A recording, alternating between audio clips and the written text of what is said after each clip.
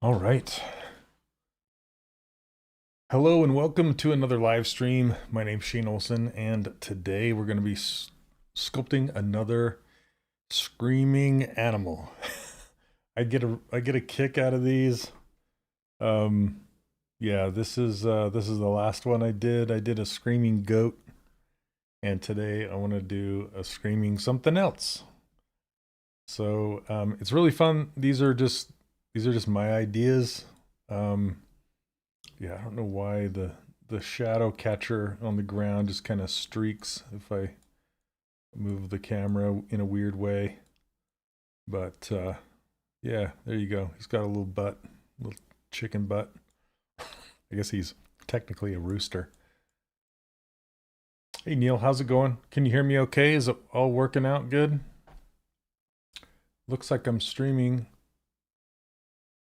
to all the places. Okay.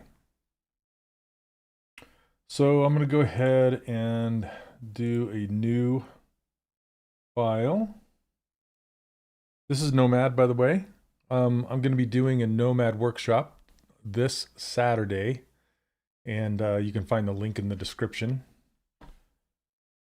Okay, create a new scene. Here we go. Then I want to adjust the lighting up to something like this. I'm going to change the background colors, I think, to because I have an idea what I want to do. So I just want to do kind of a dark blue. And then do this color, even a dark, maybe slightly lighter blue, something like this. Yeah, it's kind of fun. All right.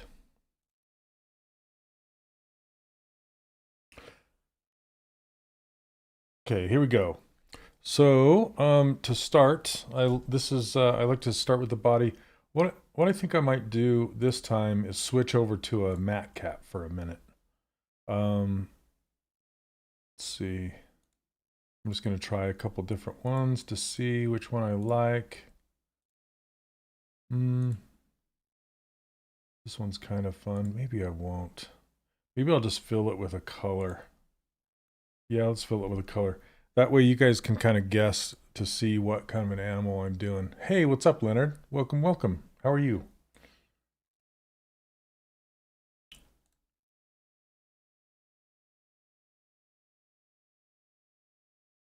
All right, I want this kind of a dullish purple. Maybe like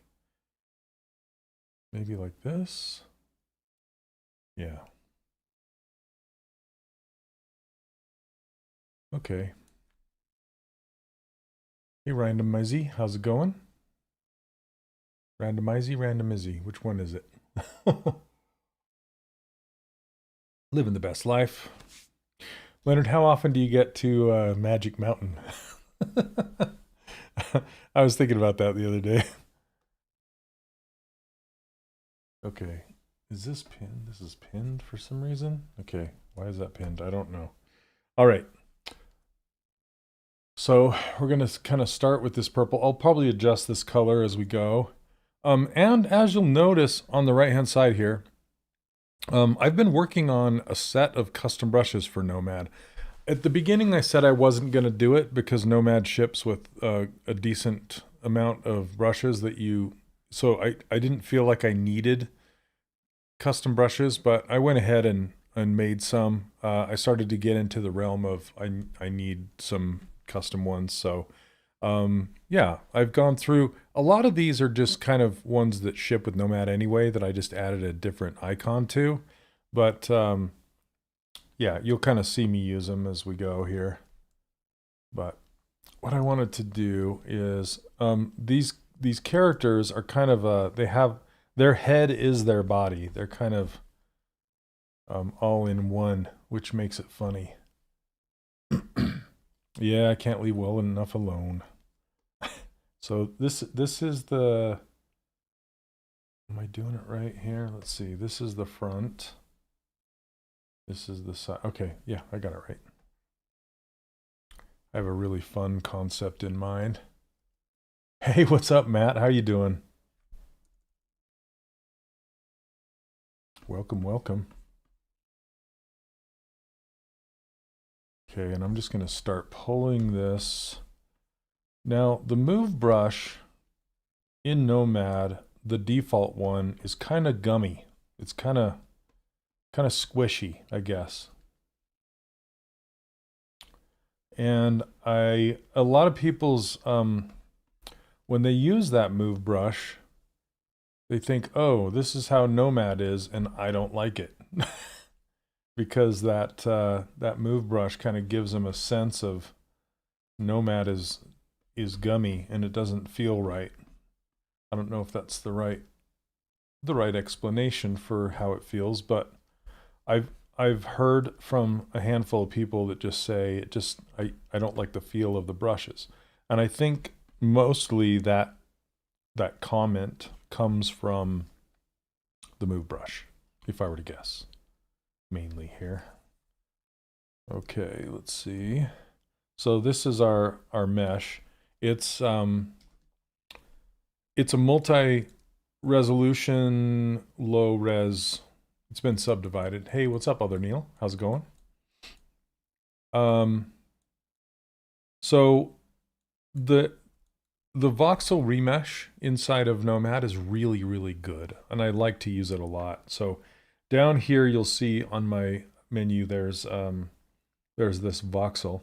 If I click and hold it, and I drag this slider, you'll see the checkers. And this is kind of a preview of the density of the mesh. And I like to start low. So I'm going to go kind of lowish here, and then just hit remesh. And it'll give me this warning, hey, you're going to lose your multi-resolution, which is fine. But then it does this, and it's kind of like Dynamesh in ZBrush, right? So we'll just hit it with the smooth. But the difference is with the voxel remesh in Nomad is that the end result, it's like Blender, it ends in squares. There aren't any triangles. It's all quads, which is nice because then if I ever wanted to, I could subdivide it. Subdivisions don't really work well with triangles, but they work really well with quads. So yeah, so you kind of get the best of both worlds. And you can see that this is kind of shiny. It's rendering while we're sculpting here, which is great. And there's also an option to turn on smooth shading. So if you go over here to this gear, there's display settings. If your settings looks like this and it's faceted like this, just turn on smooth shading, and that just smooths out the normals.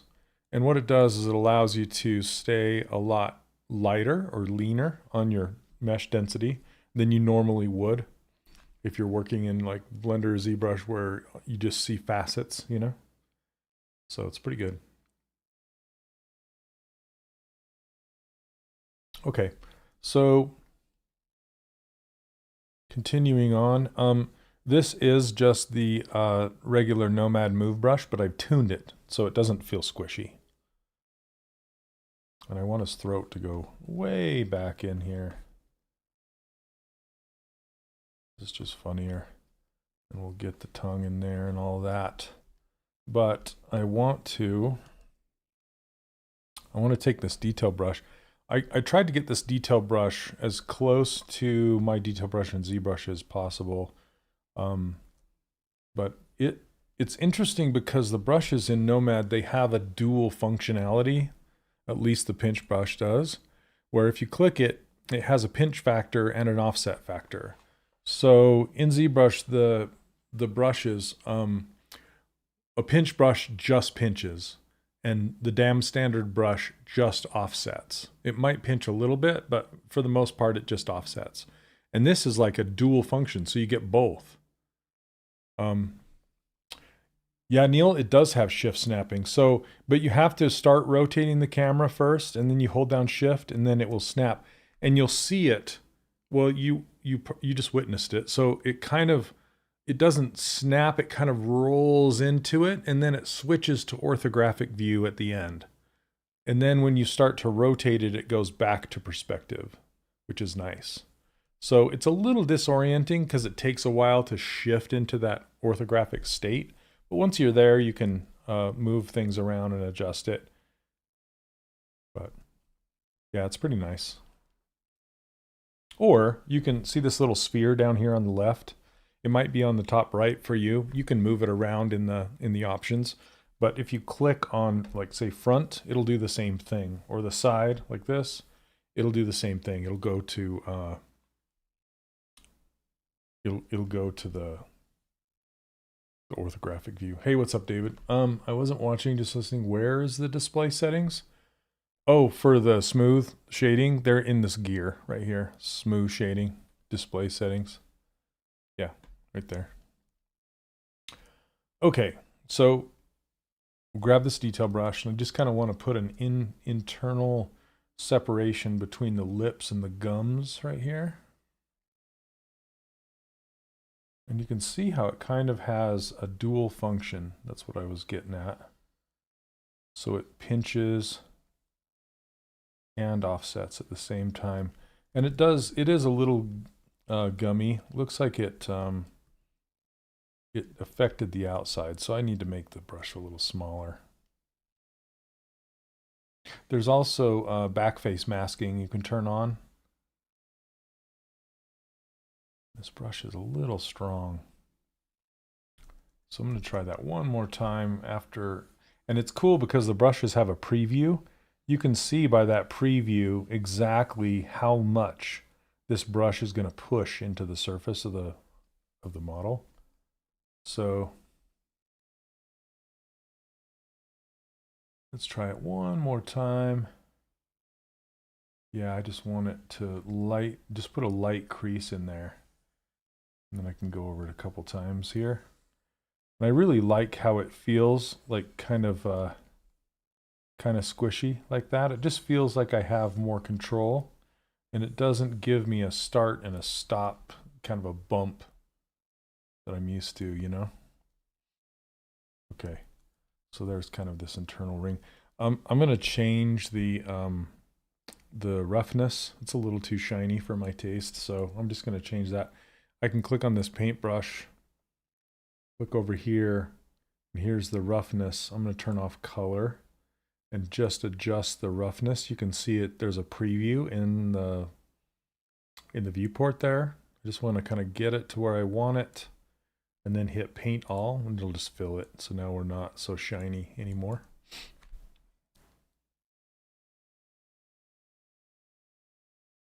Okay. So with that, let's go to inflate.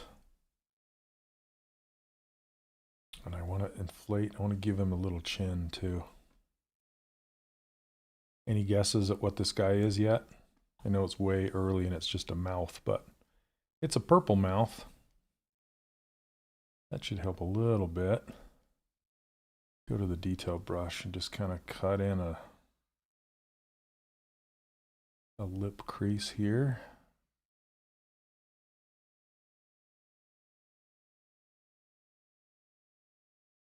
I want to try and get rolls going. I'm already laughing because I know what I'm after. Okay. I can't help but laugh at these screaming characters. The chicken had me going.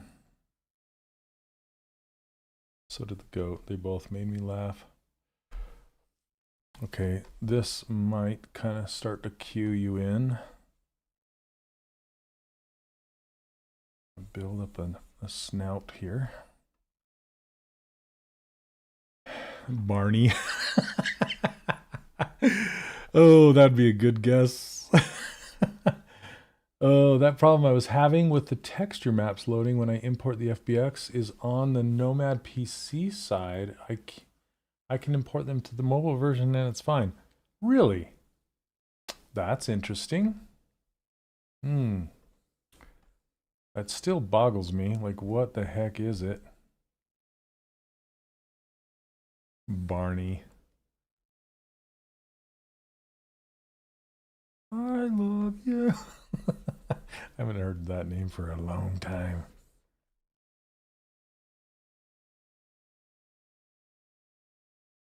It's a shoe for cats. Could be.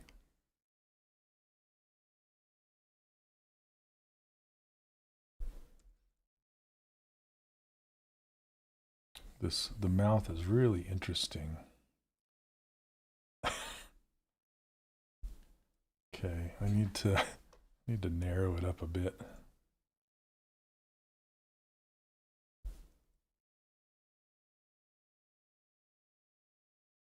All right.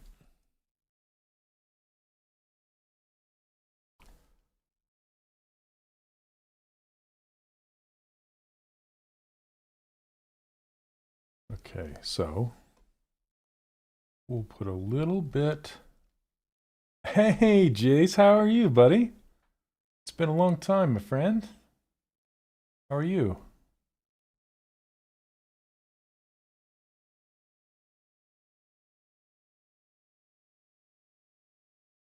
I think that's how they go. Doing well? Awesome. Good to hear. Dark and grim, that's a good answer. Good answer, but no. Oh, nice. Nice, nice. Grandpa Jace. That's awesome, dude. Congrats.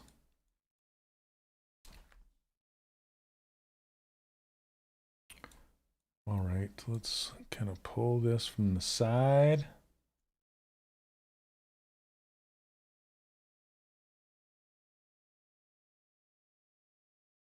Yeah, man, that's awesome. That's what life's about. I still only have one grandkid.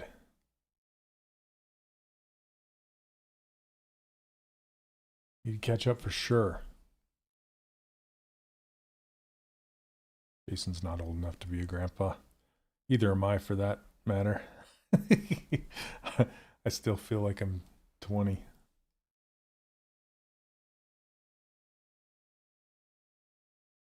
Okay, let's see here. I think I'm going to use the inflate to kind of build up the gum line. Okay, that's another thing, is this inflate brush. This inflate brush, I'm giving these brushes away as part of my Nomad workshop. And then after that's over, I'm not quite sure what I'm going to do with them, if I'm going to sell them or give them away, or I'm not sure yet. I have to figure that out. But for now, I'm going to give them away with the workshop, and then get people to start testing them, using them, see how they like them before I go mainstream with them, you know.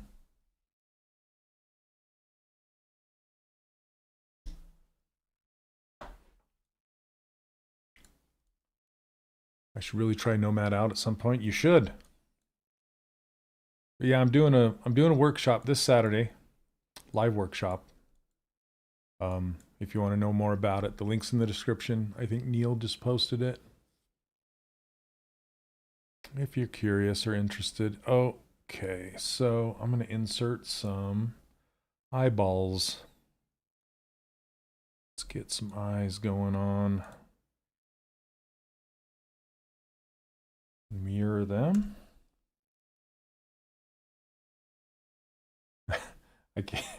I can't wait to show you guys what I have in mind for this. It's so funny.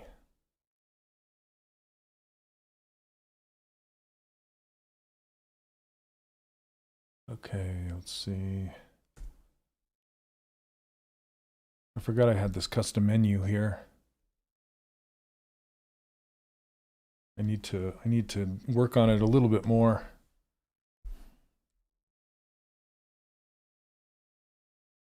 Okay, let's build up the eyelid all around it. And there is X-ray. Nomad has X-ray. So what I'm gonna do is dig into the surface here. Okay, what is this? Oh, I thought I was on inflate. Not move. Like, what is happening? That's not doing what I want it to do. Okay, I'm just gonna give it kind of a place to live here. reverse inflating a divot. You'll be out of town.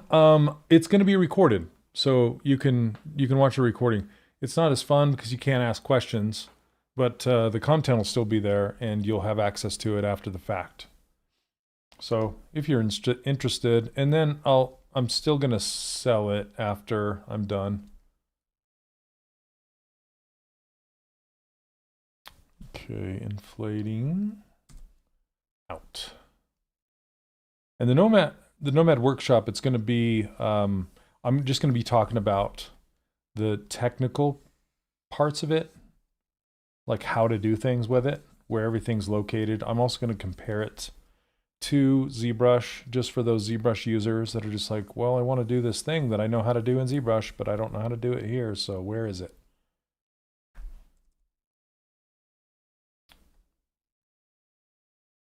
Hey, what's up, Jonathan? Looking good. The 3D character workshop link on this post is going to a 404. Oh, really? Thanks, Jonathan. That's weird. Oh, you're on Facebook. Interesting. Okay, I'll have to double check that. But thanks for the heads up. I appreciate it. Weird. Wonder what's up with that.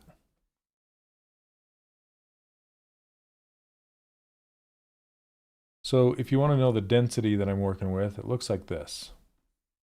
I'm probably going to take it to a higher density now, just slightly. So that's voxel remesh. Just click and hold it. Crank it up so the checkerboard gets a little smaller. And then hit remesh. And then it goes smaller. Oh, you stream here now? Nice. I was with you at school, but haven't had the opportunity to come over. I'll probably do so next year again. Love the community. Awesome. That's great. Yeah, I'm a bit sad that school didn't work out, but it's good that people are making their way over there. And there's some really cool things coming to the platform that I do use called Kajabi.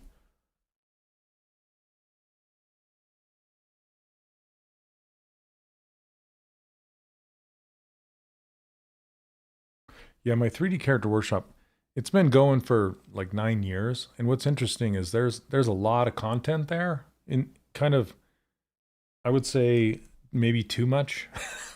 And so people get overwhelmed. They don't know where to start. And it's a little frustrating. And they're making this new, the platform that I'm on over there at Kajabi, they're making this new kind of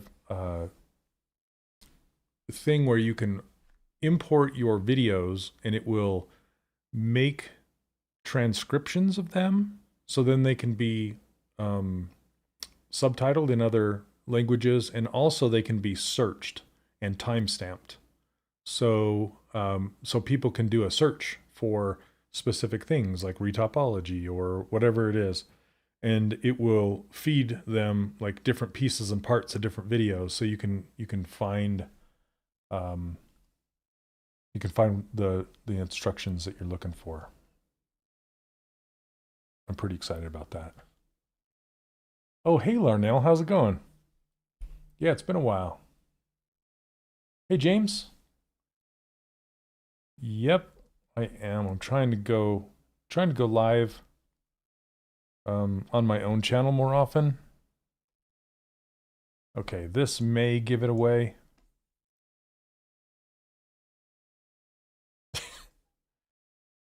It's probably going to give it away, I would guess. Whoops.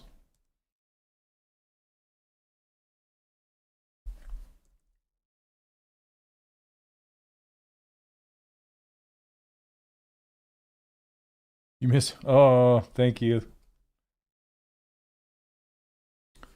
Miss you guys too. It's been crazy, not gonna lie. Okay, I'm gonna undo that because I want to do these in a slightly different way. Not familiar with Nomad? So yeah, I like that's why I'm streaming on my own channel, so I can stream Nomad. Well, that's one of the reasons.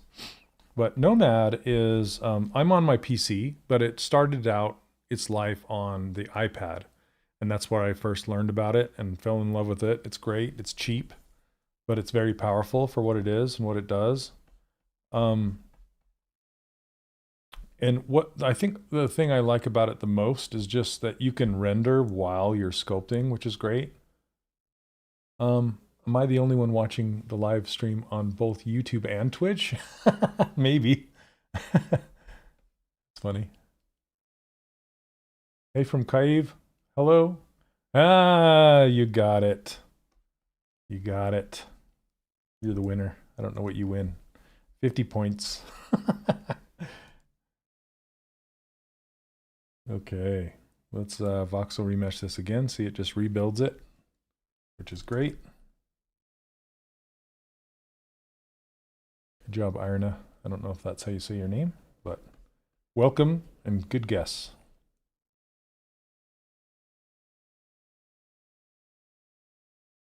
Okay, I'm trying to get this these nostrils to work. Okay. In video search sounds like a really helpful feature. I watch the whole vids only to find the tip I want is in another video, just like Bowser's Castle, right? I'm sticking with Barney. You would. Hi, kids.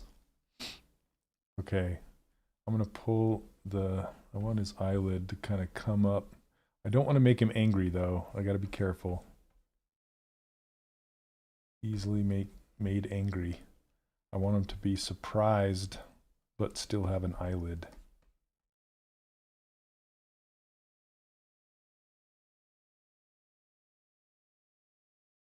Now he's sad. Isn't it crazy how much the expression changes just by moving this bit around? Because it kind of acts like eyebrows, you know? These are... Most of your expression is in your eyelids and eyebrows.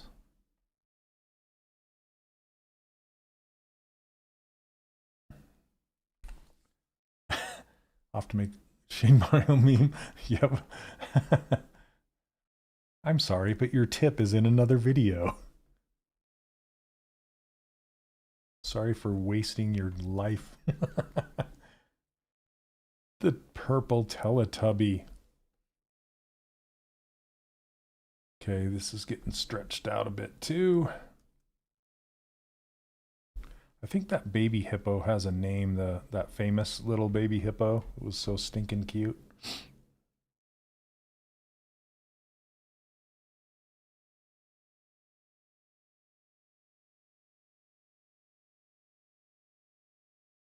Okay, now that somebody guessed it, I can save it as its name. Save as, let's just save Screaming Hippo. Courage the Cowardly Dog. I think once I get the teeth and the tongue and the appendages going, I think it'll make more sense. I might need to... I'm gonna move his little nostrils closer. I'm looking at reference on my other screen of little baby hippos. Their nostrils are pretty close together. What a cute monstrosity you're sculpting tonight. Like, my, what a cute monstrosity. But thanks. How you been? Welcome. Okay. I want to do a couple of lines here. I'm going to go from here just to, I want to define some of the different parts. This little bit right there. And then this goes back. I think once I get his ear in there, that'll help. And then this little fat roll that goes right there. Okay.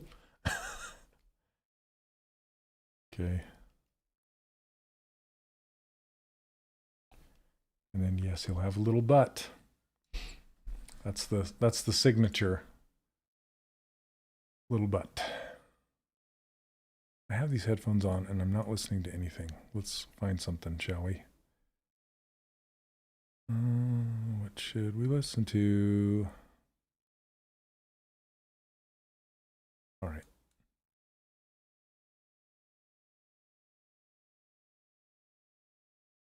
That works.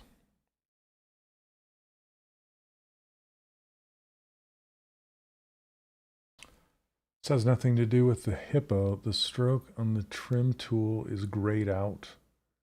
I want to add a rope to the lasso. I don't know what you're saying, David. The stroke on the trim tool is grayed out.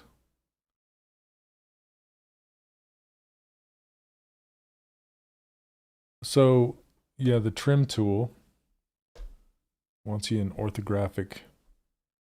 Are you talking about this, the trim tool? This lasso? This is grayed out for you right here?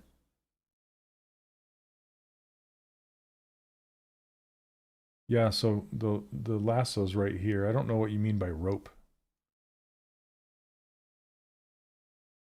But this trim brush is something else.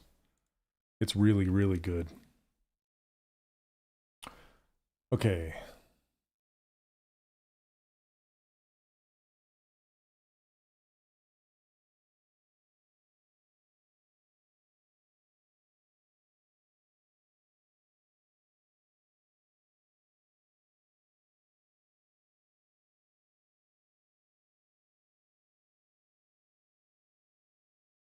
Kind of want to pull these lips out forward more.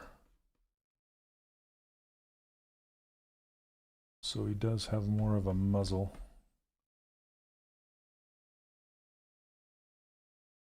And then give him more of like a gum line in there. So if you couldn't tell, these are the lips. Let's straighten them out. There we go. These are the lips, this is the gum line, and then just the rest of his throat, like the back of his throat. Back there.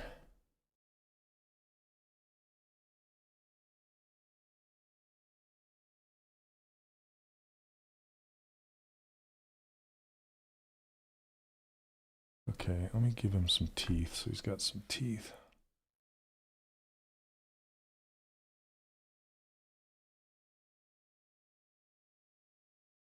Oh gosh, I gotta select the quad sphere. Give it a mirror. Well, I'll put it under, you can put it under another mirror. Like this. Let's do validate. Stick it under this mirror, maybe like this. In Nomad, you can put stuff in a hierarchy. I'm gonna name this teeth. Oh, come on. Eyes. Okay. And then we'll do, so hippo teeth are kind of cylinder. I could have used a cylinder, but I don't know why. I like to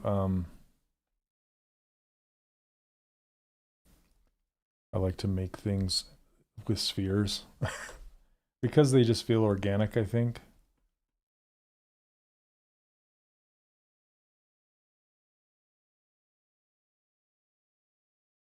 All right, Dark and Grim, behave.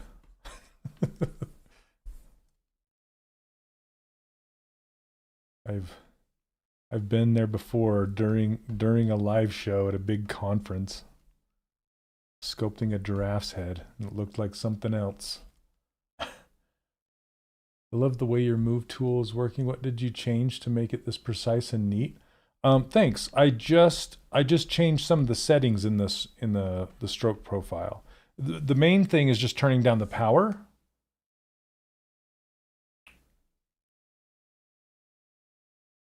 And hippo's teeth are round. They're like pegs. They're almost like sawed off tusks. So let's see how that works. There we go. And then you can move the pivot by hitting Alt. I have my key set to Z or Z. Turn it this way, this way. Okay, and that's how you can move it. And then you can kind of just put it up here. I'm going to make them a little bit bigger.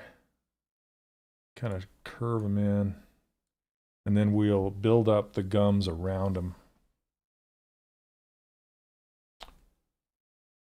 The setting along the top stroke is grayed out, so I can't change the length of the rope stabilizer.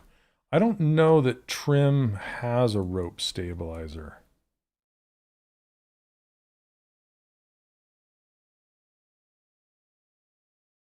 Let's see. Lazy rope stabilizer. Yeah, right here. It does, I guess. Yeah, I don't know why yours would be grayed out though.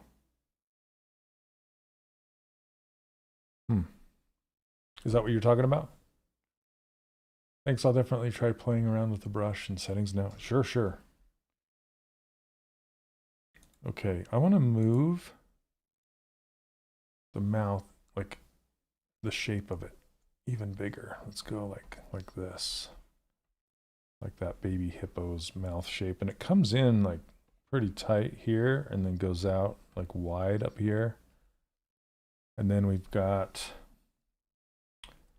kind of the spot where the tooth lives. Let's not cloth, inflate. We're going to build this up.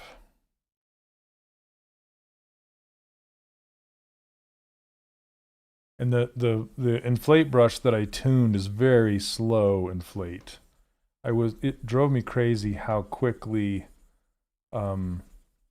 the inflate brush that ships with Nomad, it was very, very fast, and it felt, I don't know how I can explain it other than it felt steppy. So it like would go step, step, step, like it would go pop, pop, pop, you know, the inflate brush. Hey, Jonathan Price, I have not shared them anywhere yet. They're still in quote unquote beta right now. And I'm doing a Nomad workshop this Saturday. And I'm going to give it to my Nomad workshop students. So if you're interested in getting it then, you can get it then. But otherwise, I'm going to release them later on. I don't know if they'll be paid or free. I'm still trying to figure that out. But I need them tested just a little bit more. And if you're interested in that workshop, there's a link in the description.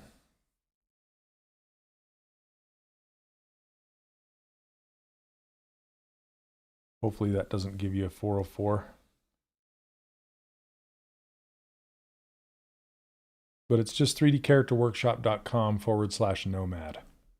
There you go. Neil just posted it for you. Okay, so with inflate, I'm going to turn it to subtract and kind of, well, let's build it up and then dig it down. Build it up where these teeth will go, and then subtract a hole out of the middle of it. Let's see what our, yeah, let's do a voxel remesh really quick to rebuild that area, because I was feeling like the mesh needed to be rebuilt. So it was getting a little stretched. There's our gum holes. You're such a gum hole. Okay.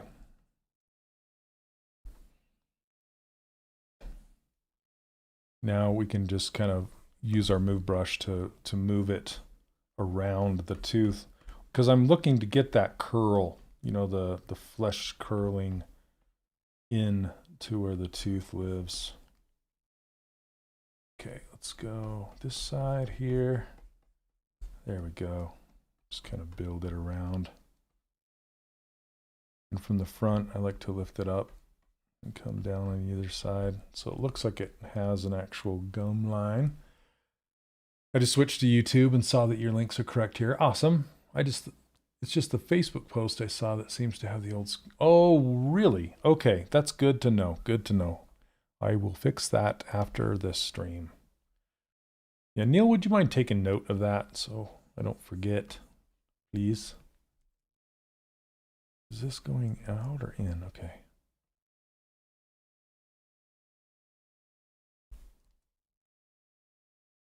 Sort of, but where is it for every other brush?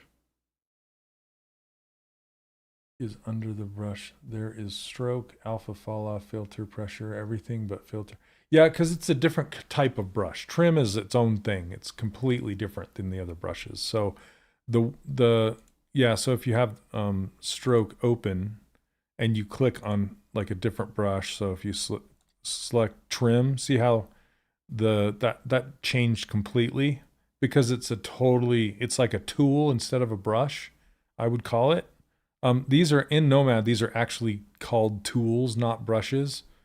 I know it's confusing, especially coming from ZBrush, where a tool is a mesh instead of a brush. But here, it's like a tool is a functioning tool that you actually do something with, right? So, like a trim is a trimming tool. You can think of it that way. But yeah, that's so you do your lazy rope stabilizer right here. And it's just on this main menu right here. So it's not, this is the stroke right here. Stroke type, lasso, lazy rope right there. So you can think about it that way, hopefully. All right. Are you using a reference or are you free sculpting? I'm free sculpting today. I am using reference though. So I have a page full of baby hippos. If you want to see it, there it is. I'm just kind of looking at this and just kind of doing my own thing. Yeah.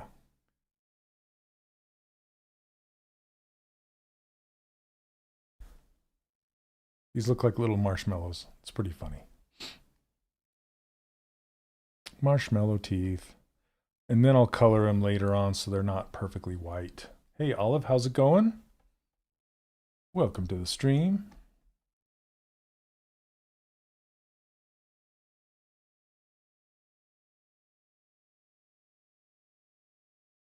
Okay, so let's do how you duplicate things. There's two different ways to duplicate stuff here.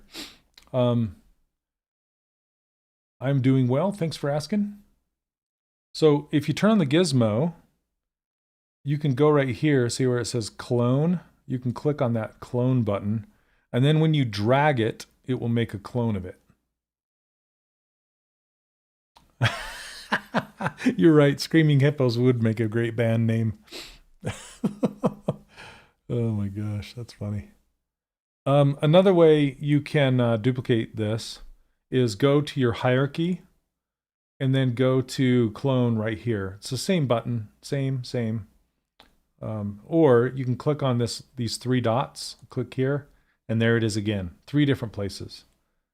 So they all do the exact same thing. And then you can also choose instance, but an instance is like a ghost copy of the thing, where a clone is its own copy. Okay, I think I want to pull, now that I have the teeth in place and I'm looking at this from the side, which is hilarious, I think I want to pull the gum line out forward. Like this whole area forward. One really cool thing with Nomad is the barrel roll with the Apple Pencil.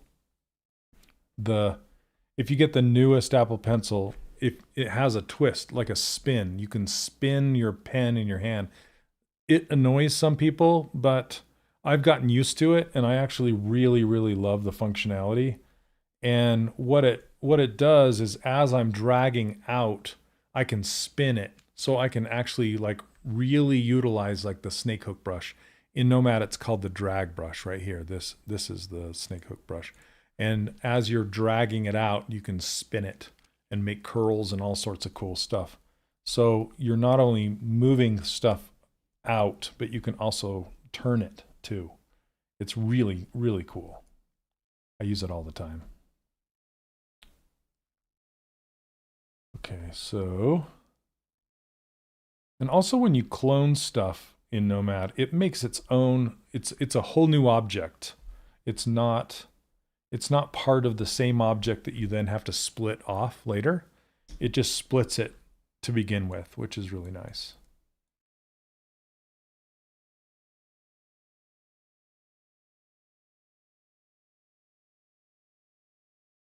Okay, we're going to do this again. We're just going to build it up. Build it up, Buttercup, right here. I'm going to make a little tooth home. Right there, and then we can voxel remesh this, and then do the negative, push it in, make our gum hole. I have to go. Have a good stream. Thanks, Matt. Take care. Thank you very much. Yeah, I'm excited. I did the workshop for Pixar and Lego, so I've already done it a couple times. Hey, Ash, how are you doing? Yay. Actually, I noticed you've been streaming a lot on your own channel too. That's cool. How have you been? So Ashley is an amazing artist that does her own thing too. So Ashley, I'm trying out a sculpt from my brain. This is my wicked twisted brain that I'm doing these screaming animals. I have a few minutes before I bounce, but happy to see you streaming here. Yay! Yay, yay. So if you're on Twitch, A_cubed. Here, let me turn off. There you go. Yep, and of course we're in Nomad here. Let me hold on, let me save this. Did you see the chicken? I made a screaming carrot a long time ago. That's kind of what gave me the idea. Let me see. Here, let me go up here, and I got to try and remember where I saved them. Yeah. Screaming just makes me laugh, right? It's just funny. Funny. But I did this screaming rooster. Okay. How can you not laugh at that, right? It's like it's a rooster trying to lay an egg. What would it look like? All right.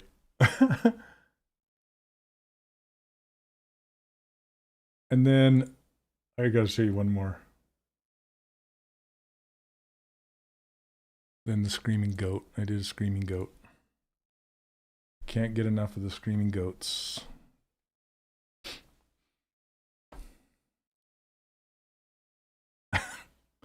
There you go. And I give them butts. They gotta have butts. Right? Anyway. I love making their eyes go either wall-eyed or cross-eyed or whatever. Yeah, I'm gonna totally 3D print them. Yep. Make them all super kooky and like just random teeth everywhere. And yeah.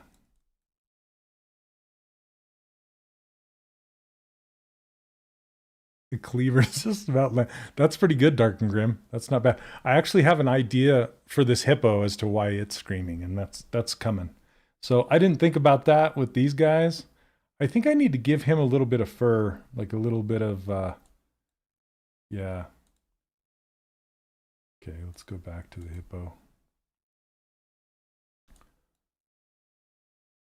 They can be garden markers. That'd be fun. Have to have the butts. Thanks, Jonathan. So do the people on YouTube see the chat on Twitch and vice versa? Is that a thing?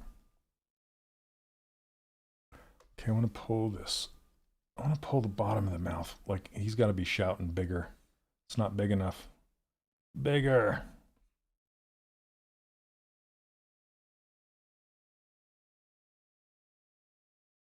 With Restream? Okay, cool. Nice, nice. Is that what you use, Ash? Just curious. Or do you use something else? I'm using OBS with Restream. I see all the chat. Okay, cool. Nice. Good to know. The teeth give me a feeling of courage. Yeah, yeah. I think someone else said that.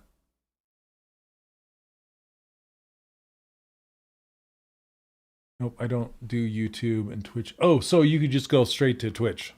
Okay, that makes sense. So the reason, well, you probably got to bail, but the reason I like to multi-stream is because, especially to YouTube, is because YouTube will put it to evergreen. Which means like people can naturally find it. Whereas with Twitch, after you stream, it kind of goes away unless you like make a VOD out of it and post it over to YouTube, I guess.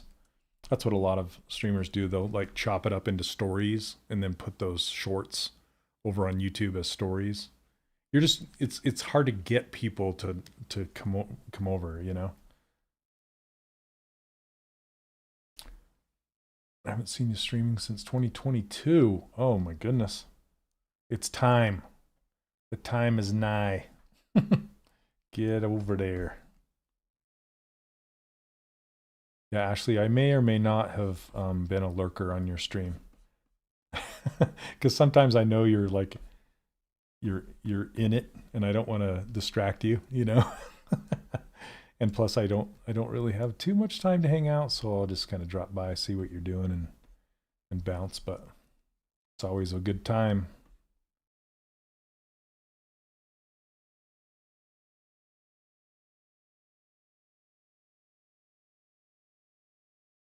Strike me anytime. Okay. Thank you. Yeah, and the VODs, yeah. I've downloaded a bunch of my VODs and have the chat as a JSON file and then re-upload, but it's whole. Yeah, it's the effort, right? So if you just stream straight to YouTube, I mean, it's there. You don't have to do nothing. That's for streaming for lazy people. It's like me. That's what I do. That's the only way I can do it because I just move on and forget about it.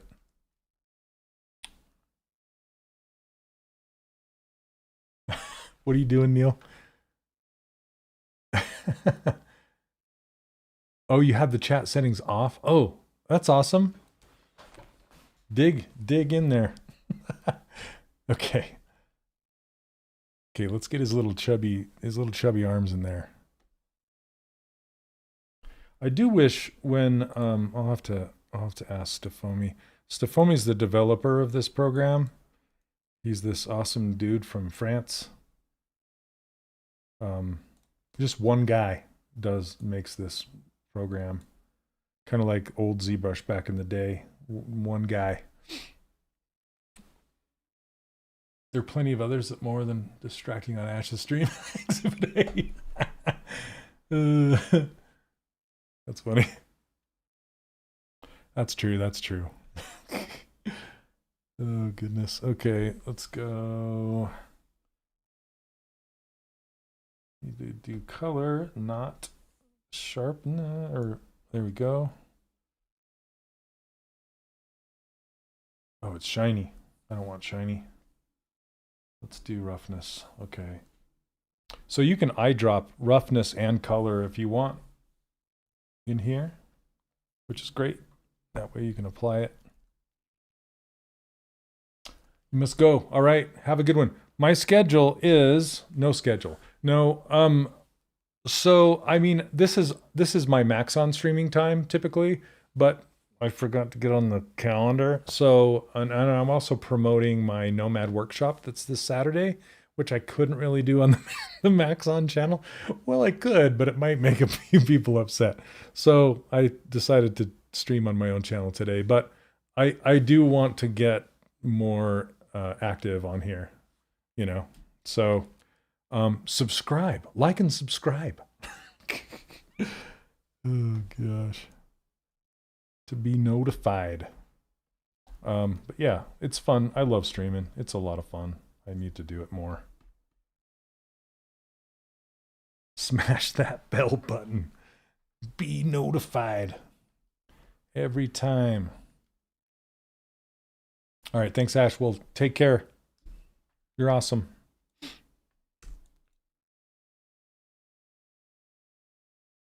Zoop, zoop. All right.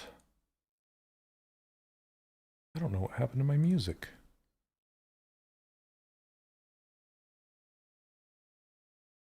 I think it crashed. Something.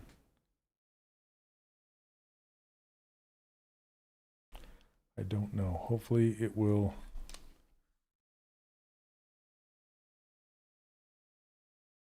Maybe?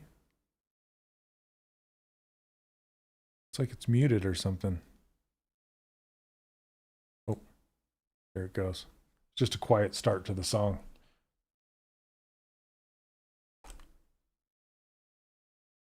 Okay.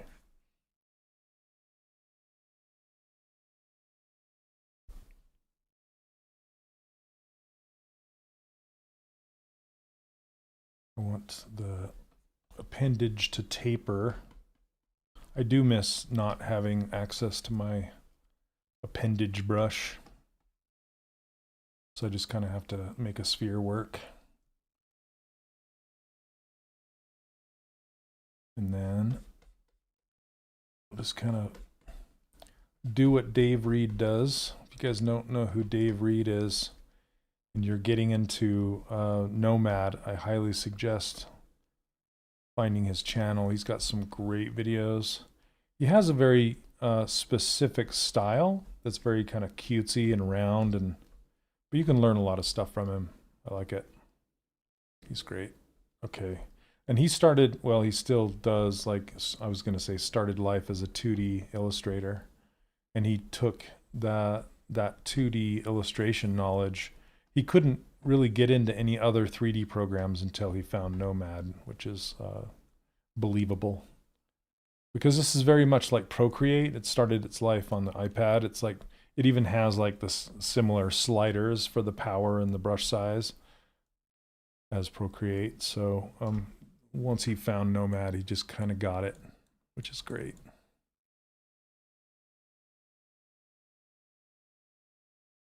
Okay. Just trying to, I want to get his fat rolls up and around him. Feels like this isn't moving. What's going on? There it goes. Just didn't feel like it was moving for some reason. And then just build up a little bit of chub around his arms, armlets. Oh, I have it on subtract.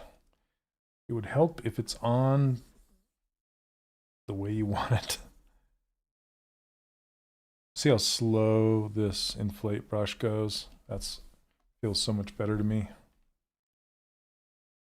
Yeah, go play with the default inflate brush and you'll see what I'm talking about. You have to turn it all the way down to like a 3 and it's still fast. And it just kind of feel like out of control. Just like, woo. You know what's crazy too is it's good that you have that control on these brushes with the power, but you can pull it to 100, so now it's 100%, but you can pull it past 100%. Like you can go to 11, take it all the way up to like, it starts to go into the red and it's super powerful, see? And once it gets there, yeah, there's no reason for a brush to be super powerful by default because you can go beyond 100%. So I like to set my brush power in the settings to lower, so then I have a higher ceiling to take it to if I need to or want to.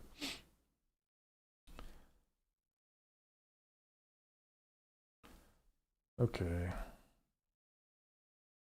Reminds me of those. Leonard, do you remember those oh gosh, they were like these little balls. They had really ugly faces.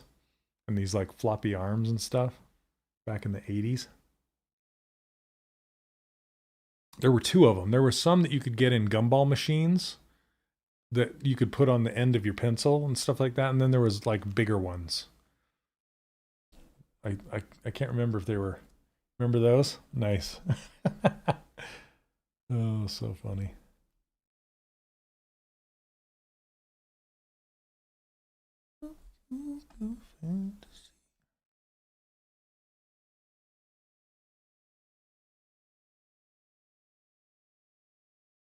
That was after your time. Mad Balls? Yeah, I think you're right, David. Mad Balls. Yep, yep. Oh gosh. This kind of reminds me of that a little bit. Mad Balls. I forgot they were called that.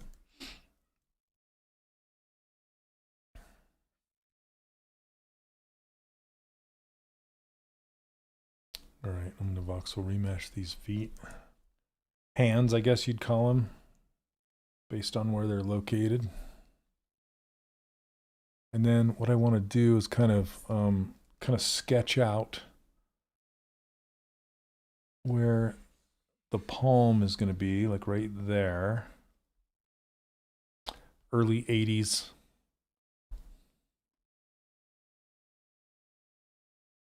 Yeah, that's kind of my time. Early 80s. See, I just love how this detail brush just kind of sinks in.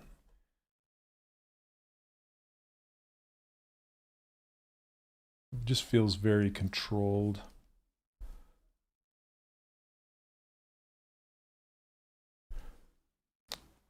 Boglins.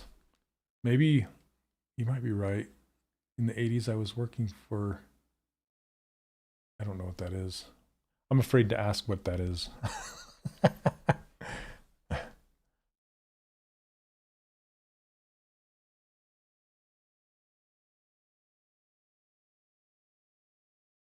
All right, I want these toes to be a little bit bigger. I think I can mask them off and pull them out. Question for you. How do you like working on the PC with Nomad compared to the iPad? I still haven't gotten the PC version, but would assume it's a little easier with all the hotkeys at your disposal. Plus, it's a bigger screen res. Yeah, the bigger screen res is the thing that I really, really like. But I'll tell you this. I like the iPad version for 3 reasons. The mobility. I can take it wherever I want. The second thing is if you have the newer iPad Apple Pencil, it has barrel roll, so you can spin it, which is great. I remember Razzle. Sean, how you doing? And then what was I was going to say the third thing.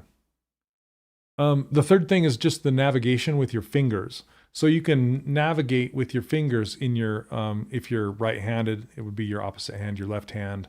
So you can be navigating with your fingers and sculpting with your other hand, and it's very freeing. So it's not like you're navigating with your pen and sculpting with your pen. So it almost feels a little like VR-ish in that way, where yeah, it's just really nice to navigate that way. Now it is nice to have keys like hotkeys on the iPad. It's like I set them up to be the same keys that I remember from ZBrush, like wireframe, turning that off and on. I set that to Shift F, just like ZBrush. Color picker I set to C, just like ZBrush. So it's just so my brain doesn't get janked, you know what I mean? And the navigation is exactly the same as ZBrush. So yeah, that's not a problem. But the one thing that messes with my brain is the using Alt to do the alternative of a tool or a brush. It was messing with my navigation because Nomad has an ability to toggle stuff on and off. And I was accidentally toggling stuff on and off and not meaning to. Like it was like I would make the brush a negative and then I'd go to sculpt with it and then it would be the wrong setting. And I'm like, what's going on with my brush, right? So what I ended up doing is I moved that hotkey to Z or Z because it's right next to the Alt key. And now, so for example, I have the move brush happening right now. I can tap Z and you can see it goes to the opposite version of the brush. And I love that because I want it to toggle. It's really nice because then I'm not holding my keys down on the keyboard to make it stick. You know what I mean? I can just toggle it. And that's the same with smoothing. I can just toggle smoothing. I don't have to hold my finger on shift and get carpal tunnel. And then like control for masking, you toggle that on and off. And when you toggle it, this menu comes up. So you have access to that menu the whole time you're in mask mode, right? So I love the toggle, but I hate it mixed with navigation. So that's why I remapped it to Z. So I recommend doing that. One thing, if my pencil is in my hand while I pinch or triple finger to undo, sometimes the iPad will undo several steps. That just means you're holding on too long. Yeah. Yeah, and you can turn that off, I think, Sean, in the settings. You can turn off like how many undo steps it will go back, or turn off if you hold it, if it'll zip through. Yeah, I've had that happen before, but not too often. You just, yeah, try not to hold it down. You can change how long you have to hold. Thank you, Coney. Yeah, there you go. You can change how long it takes to hold it. Perfect. Before it starts zipping through the undo history. Yeah, yeah. That sounds like an issue that is annoying.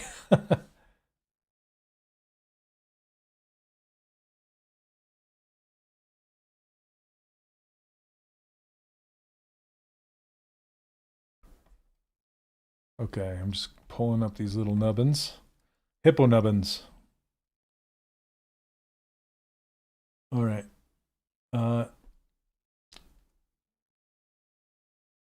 You're in the right speaker, Ashley's in the left, so you can play. What does that mean?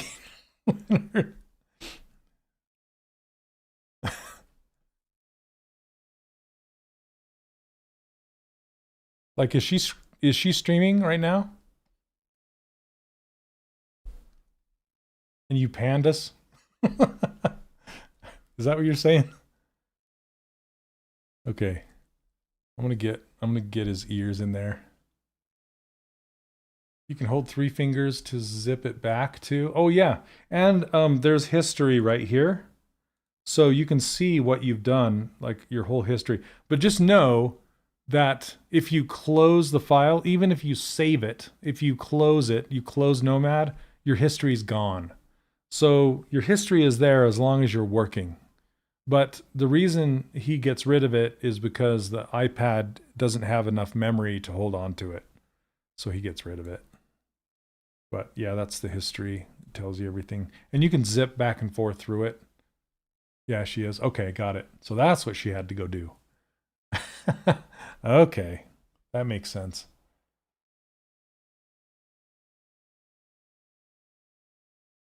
I have a streak going on over there. You're close to 50 what?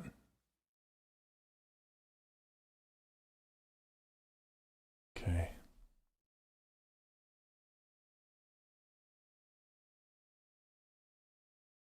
All right. Sorry, I'm going slow. I'm yapping today. Here we go. Let's do insert quad sphere. I want to do a folded ear. Let me think about how a better way to do this would be. I don't know that there is. I think I'll just sculpt it. I mean, I can try tricks with like the tube tool and stuff, but I think the result will be not as good.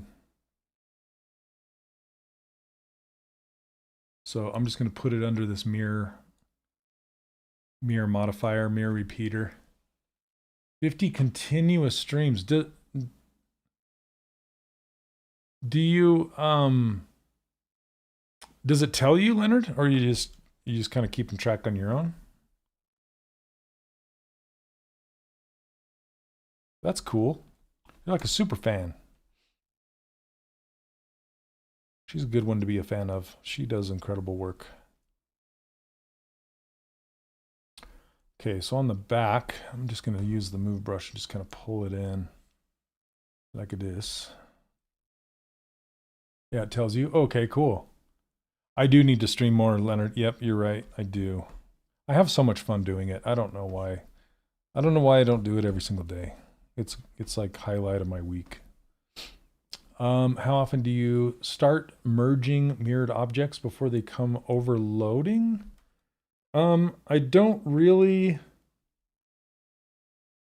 I wait until the very, very end to merge objects, and I don't really get overloading too much.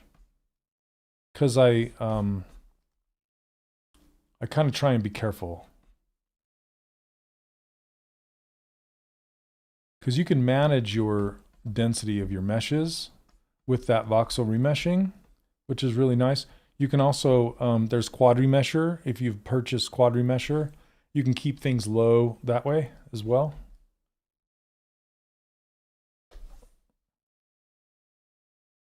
So if we look, we got our mesh looking like this. See, this is a low resolution mesh that has subdivisions.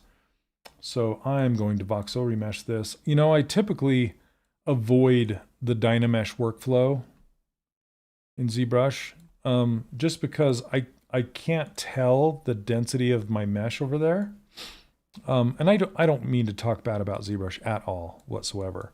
It's just I prefer the voxel remesher workflow here because it keeps quads and I can tell that what the density is going to be. And it's really nice. And you can also use it in conjunction with dynamic topology, which is super nice. Dynamic topology will create topology only in the places where you need it. And it has a relationship, dynamic topology and voxel remeshing have a relationship with each other as far as the size of the quads or triangles that it creates. And so you can kind of keep your density similar. But now, see, I can use this detail brush to kind of trying to pinch this right here. And then I can use, so I'm going to toggle subtractive so it'll actually pull out and towards me. And I can give it this little ridge along here. And then let's shrink this down a little bit. So this detail brush has a little bit of a pinch in it as well. So unlike damn standard, you have to be kind of careful getting too close to neighboring geometry because it will pull it like a black hole. It'll pull it in. And then we can kind of do another crease on the inside. See how clean? It's just so nice. It feels good to use this brush to make creases with. If I turn that wireframe off.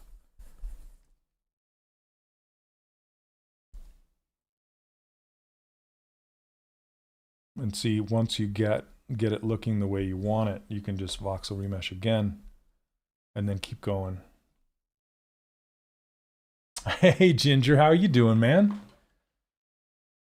It used to not be quads, now it's so nice. Yeah, he's really made it happen. He's done a lot of improvements. It's actually pretty funny I have both of you up. You both have such a different style of sculpting. Yeah, absolutely. Yeah, Ashley's like king of the shard. Not shart, shard. Yeah, she'll take meshes and like completely break them on purpose to give her ideas in as far as where to take it. Like the geometry will shard into these almost crystal-like forms, and then it will inform her like, oh, that's a cool thing, and then she'll just kind of run with it, you know? Doing good. I think I'm going to jump into that Nomad workshop Sunday. Awesome, Ginger. That's great to hear. That is great. Okay, so now we have hippo ears. Let's see what they look like on the hippo. All right, those are fun. It'll be even more fun when I get them colored in and text the roughness on there.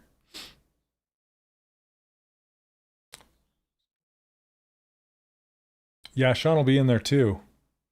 If you guys don't know what I'm talking about, I am hosting a Nomad workshop this Saturday, live. You can ask me questions. I'm gonna walk you through the whole how to do everything in here, like all the tools and everything it has to offer. So Nomad is not like extremely deep, but what it can do is very powerful. So it doesn't have a whole bunch of bells and whistles on the back end, like fiber mesh and nano mesh and all that kind of stuff, right? But it has the general basic sculpting capabilities, and those basic sculpting capabilities are super powerful. So I'm going to go over all of that. And it also has a really great lathe tool, tube tool, trim tool. There's a whole bunch of really nice things to help you out. They're all right here. And yeah, I'm going to go over all those things. And so by the end of the workshop, you should be able to comfortably have fun in there without going like, where is this? Where is that? I'm lost. I don't know what to do. Yada, yada. Okay. I'm excited for it. Excited. I love Nomad. Okay. One thing, if you want to insert an object into the center of your scene, that's one thing that is kind of weird about Nomad is that, like I can insert these teeth because they're mirrored like this. These arms, these ears, these eyes, they're all mirrored, right? But I want to add a tongue now, and it's right in the middle, and it's one object. So I can insert it like this, but I don't know where the exact middle is, right? So most likely that's off. So I could either go up here and type in numbers and move it to the center and rotate it and get it all centered, or I can just go up to this hierarchy menu, and there's this add menu. I could just click add and then just add a quad sphere right there. And I know that's right in the middle now. So that's an easier way to do it. I wish you could click and drag something right into the center, but I don't know of a way to do it yet. So that's the way I do it. I just hit add and stick it in the middle that way. Just takes one extra step. And then you can validate it down here. And I like to turn on symmetry up there.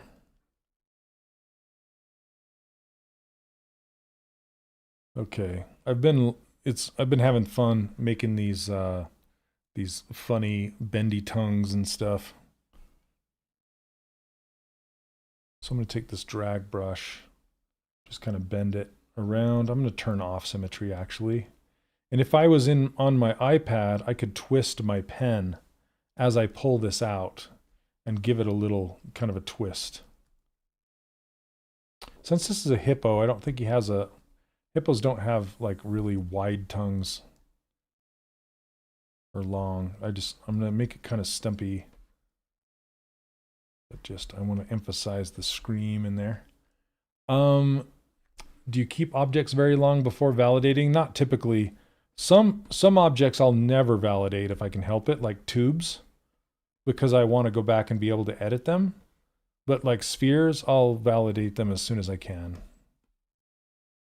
Okay, I think it'll be funny to have him have a stumpy tongue. And I'm gonna make it kind of pink right now. And then I got to give him his little legs and give him a little butt.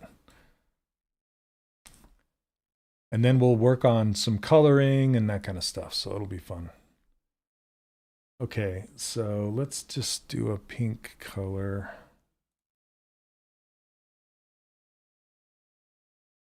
Maybe into the reds. I don't want to go too red. I want it to still be in that purple family. And then let's reduce the roughness and give it a little bit of shine. I'm going to put some like dotted shiny texture on there eventually, but we'll give it a little bit of shine. It looks like plastic right now. I'm going to be all on iPad. Nice. That's my favorite part, adding their cute little butts. Yep, little butts. Okay, let's do a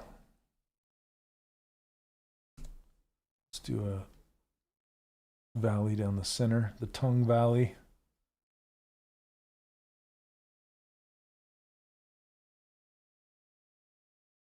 Okay.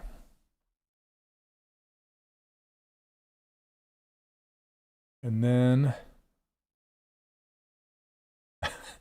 okay, I'm going to go ahead and give him his pupils right now because it'll just be funny to see from here going forward.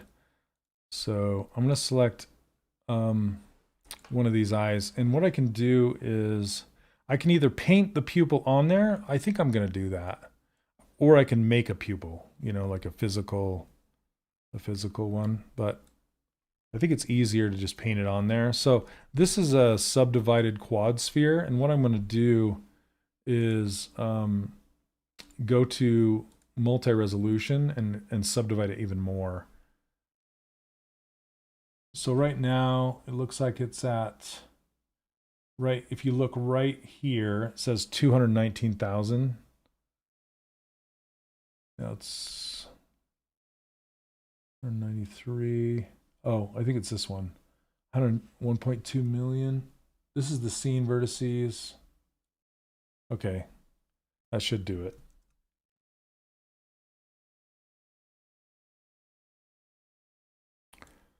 Okay. So I'm just going to give him a little tiny, I'm going to give him kind of a dark purple pupil. Like down in here. Maybe something like that. Okay. Now, the layer system in Nomad is incredible. We're going to add a layer just to keep it on there. Okay.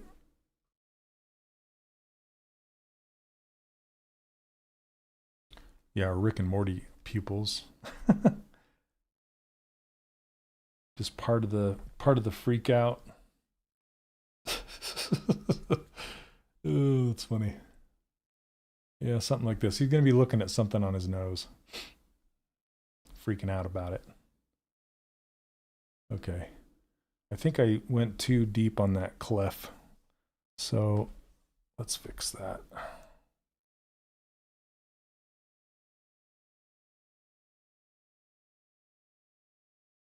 There we go. Yeah, those eyes are hilarious. You can just hear him like, oh my God. Get it off me. Get it off. That's the vibe. That's kind of the vibe I'm going for.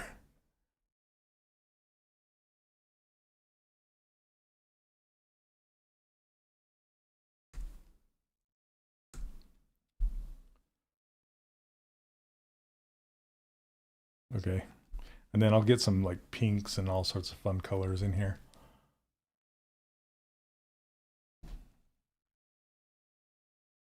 I always forget about layers. Yeah, layers. Oh, they're so powerful. So powerful. Okay, with these eyes, I also made a soft paintbrush. So it's more like an airbrush. I'm still working on getting it to work well. You can kind of see the build up there. Just kind of a slow, soft build up.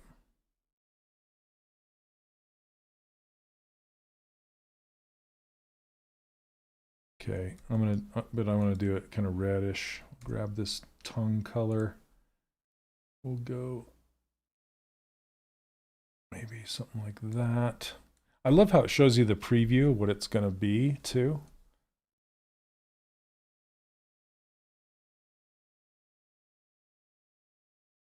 I think the bigger the better on this brush. Yeah. You sculpting a little bee on the nose. Something not quite as vicious, which makes it funnier that he's freaking out about it.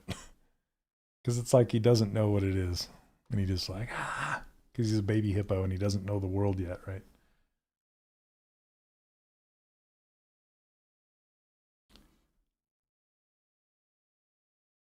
So one cool thing is the alt version of the move brush is move along normal.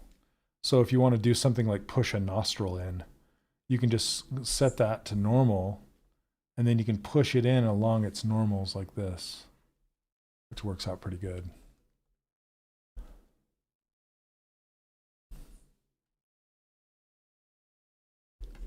And then we'll just kind of ream it out a little bit. And then we'll color it dark. Okay, let's get his legs in there, and then we'll do what's on his nose. It's a secret. Okay, I'm going to just duplicate these arms, clone them. And turn them and make them look like more like back feet a little bit. So he's leaning a little too far forward. I want to roll him back. And here's a secret. So in Nomad, if you want to select multiple objects, it's like, how do you do it? Do you come in here and start going like click, click, click, click? You know, that's a pain in the butt. So there's two options. One of the options is the default select brush. It's a tool. You can select that and do a big lasso and select everything. But then you have to hit this little green dot to validate it, and then it selects everything. And then this circle stays after you're done. That's not the optimal way to do it. So the better way to do it is to just hold down Shift and do that, and now it's all selected. Taking off. All right, David, thanks for hanging out. We'll see you Saturday. An ox picker. I forgot about those things. That'd be funny. My brother went on a safari in Africa. They have lots of videos of hippos fighting at each other. Oh my gosh. Awesome. Am I streaming tomorrow? I'm not. I'm streaming Saturday. That's when it is. Saturday. At 10 a.m. Pacific time. Okay, no, so Shift is smooth. So on an iPad, you hold down smooth and do it.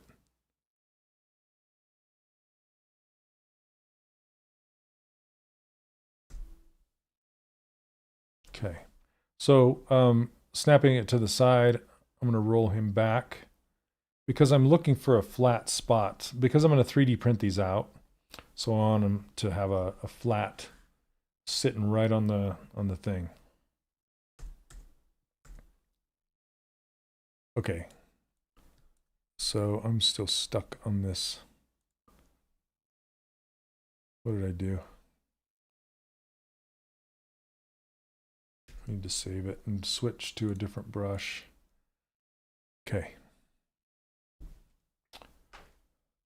If you click on auto validate in the lasso, select it, it's the same. Yeah, you're right, you're right. So let me show them that.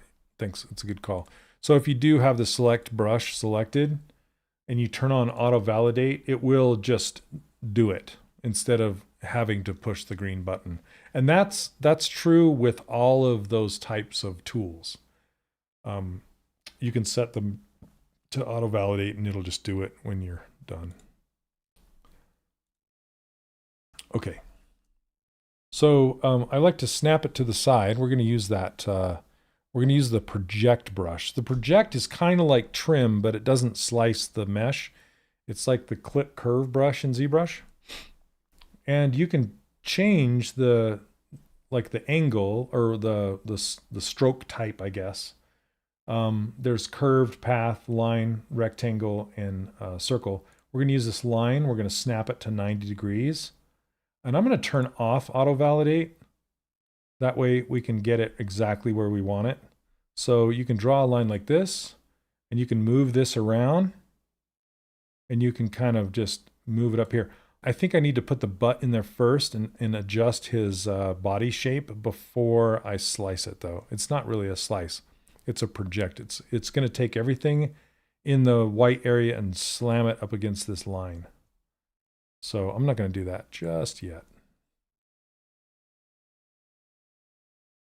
Put that on the end of my pencil. Put what on the end of your pencil? Hey, Justin, how you doing, man? What's going on? It's been a while. Okay, so let's grab this smooth brush, and I just want to adjust this body.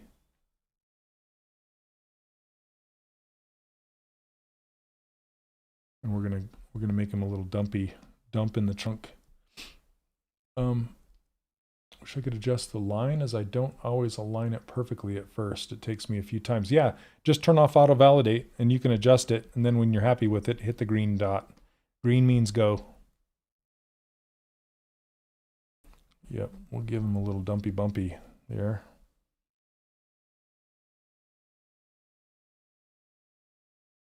Kind of pull this out. Oh, I see what you're saying. 3D print him to fit on the end of your pencil, like those, yeah, like those things you'd get in a gumball machine. Yeah, Justin, it's been a crazy few years, but I'm doing okay. How about you? I kind of see. Well, we should catch up sometime because I kind of know the stuff you're going through too, my friend. Good times. Looks like I didn't notice that I accidentally edited the backside of these ears. So let's fix those really quick before I do the rest.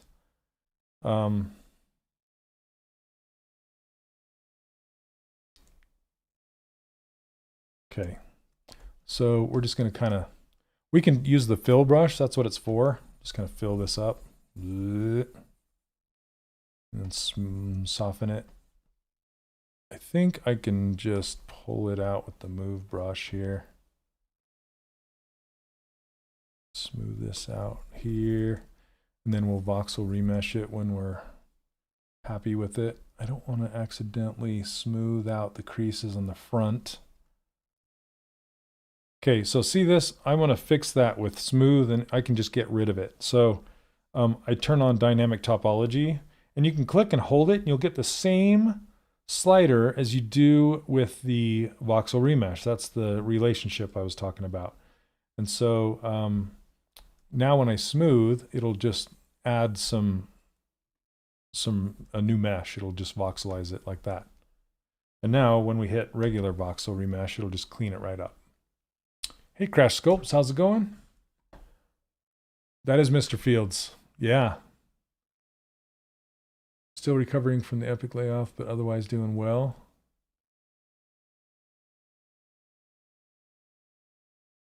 Oh, yeah. Let's see. I got to catch up. Justin Goby Fields, yep. Yeah, I don't post much. Nothing to post. Just trying to stay alive at this point. Yeah. Long time. Good to see you. Yeah, man. Thanks for swinging by. I really appreciate it. Okay, I'm going to turn off dynamic topology. Okay. That should do it. Fixed. There's a little dimple there now we can smooth out, but I'll do that later.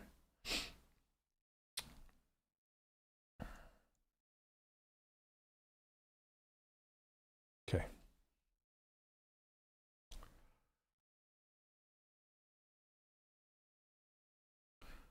Okay, let's see. So I'm going to get kind of his head shape going. And then, because I kind of want it to look like a body, but not. You know, it's kind of all part of the same creature. Okay. Because I want to get his legs not looking like his hands. Just a little bit bigger.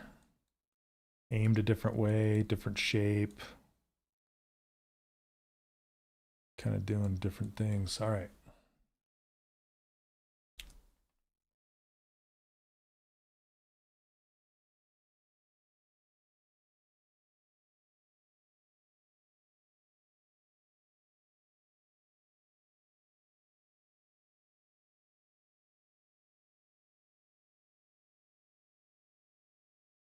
Okay. Yeah, I kind of want to make these feet a little longer, like more oval, less perfectly round.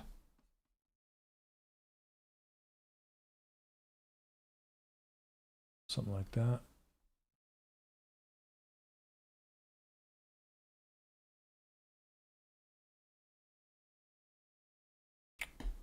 Yeah, Justin, have you been checking that out? My community? That's good you're in there. That's awesome. I kind of have two communities. I have a Discord and another community that's part of the course. And I keep them both alive, so it doesn't, yeah, post either place.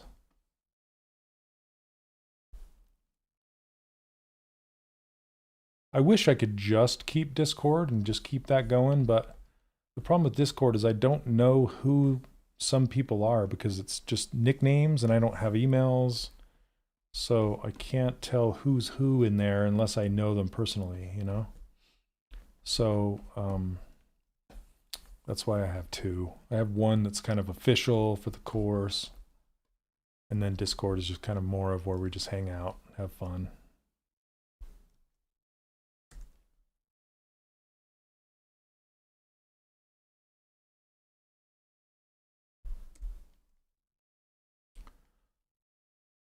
Okay, I think I want to make his legs a little more forward like a baby. A chubby, screamy baby. Thanks, Jace. Yeah, so it doesn't look like just another set of hands, you know? Haven't had access to broadband internet for about a year. Only phone, but oh, I see. Okay. Ah, thanks, man. I appreciate it. Yeah, there's an app for it. So if you well, there's an app for Discord, but if you want the actual community itself, just find the Kajabi app. I think I'm going to have my own app here in August sometime. So you'll just be able to install the 3D Character Workshop app. And it, yeah, so that'll be cool. I think. We'll see if that comes to fruition.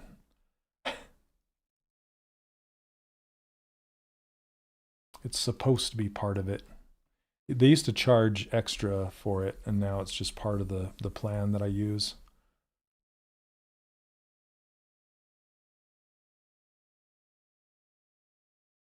Yeah, I'm excited for it.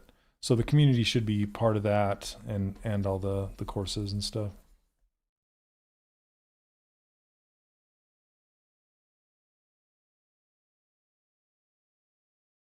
Fun to watch you sculpt as always, my friend. Thanks. I got to focus and get some work for the man done. All right, man. Well, thanks for hanging out. Yeah. I'm gonna try and like I always say, I need to try and stream on here more often. That's just too fun. And my friends stopped by, which is great. So I can say hello. Even in virtual text. It's always nice to keep in touch.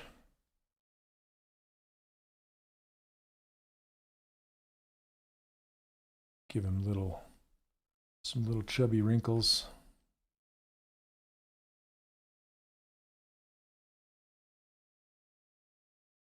Let's see, let's rebuild this. There we go.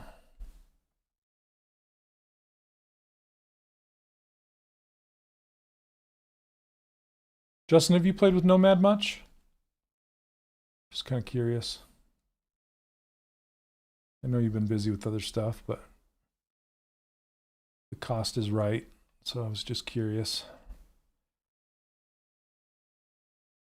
I don't think it has a lot of the tools you use for what you do, but it's got some good sculpting stuff. Base sculpting. And it has some surprisingly good rendering and post-processing things. So I thought you might enjoy that. I'll try and pop in when I can. Awesome. Going to Lightbox? I'm not this year. I haven't been for a couple years. It's kind of like Comic-Con, and it's just getting samey for me for the cost, you know? It's like, I don't know. For that amount of money, it's worth it more to invest in like ads for my course or something like that instead. Okay, let's give him the rumpus. Back to ZBrush 2022. Yeah, man. Oh, your iPad's too old. Well, dude, Nomad on PC is $30. So hopefully you can swing that sometime. That's what I'm on right now. This is PC. But yeah, 2022 is good. It's actually very stable. That's the way SIGGRAPH became. Yep, yep.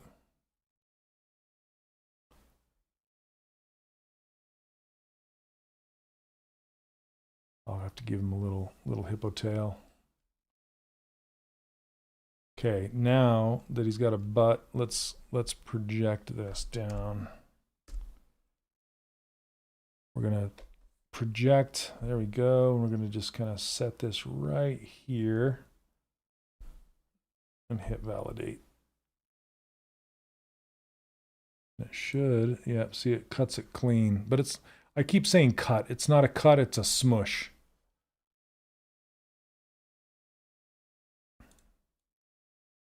There we go. I was gonna table at Lightbox this year, but my co-tabler had to pull out probably table solo next year. Oh man, that should be good though. Hopefully, I did. You probably remember I had that booth there. Was it the first year? Yeah, I wish I could say the return on investment was better. I mean, I love Lightbox, I love Bobby and all that. It's really good, but it's, yeah, that was quite the expense, and I don't think I saw as much return as I would have liked. I've got Nomad installed on my Samsung phone and it works well. Wild that I'm seconds away from digital sculpting at all times. Crash Sculpts, I recommend getting one of those little pens.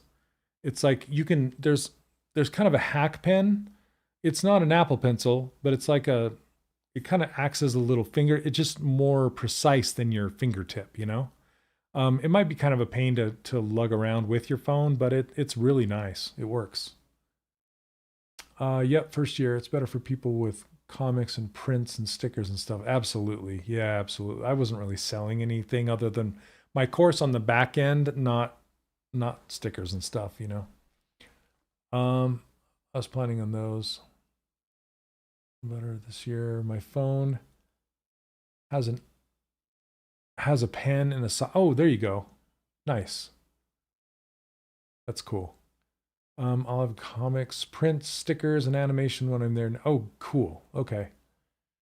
So does that mean you're backing out this year and you're going to do solo next year? Is that what you're trying to say? Any conferences worth going to? Was looking at Design Con. You know, Designer Con is fun. I typically would go to, and this, I miss this dearly. I would typically go to CTN and Designer Con at the same time. They would happen at the same time. And we would just take one of the days and go down to Designer Con. It's a cool show if you're into like indie toys, like something like this. I could totally see selling there.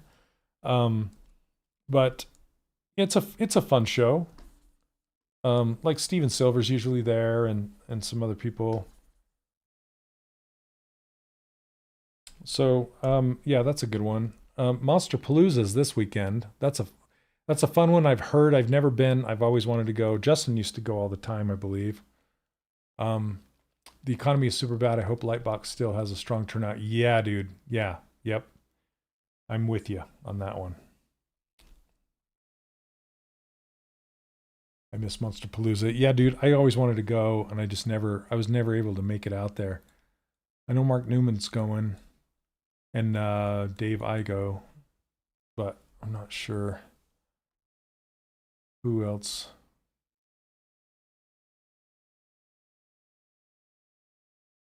I'll put a second little chub right there.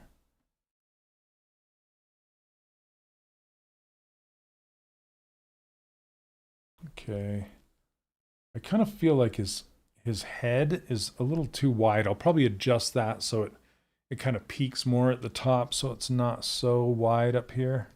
I mean, I like it, but okay. Yeah, physical sculptors and 3D prints do well at Monsterpalooza. Yeah. Have you been, Ginger? I've never been there. Saw Mark was using AI. Oh, really? Rip. Mark Newman? Did not know that. Okay. Yeah, I don't want to get into the AI discussion too much here, but yeah, that thing with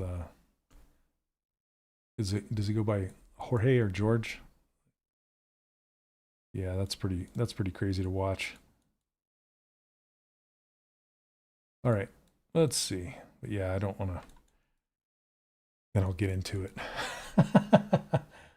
Buddy mine goes every time and cleans up. Oh, interesting. Okay, cool. Very nice. All right, let's do the thing on his nose, and then we'll color him up and call it a day, shall we? What time we got? Yeah, about 15 more minutes. Okay. So let's get, I'm going to save it, and then we'll go add quad sphere.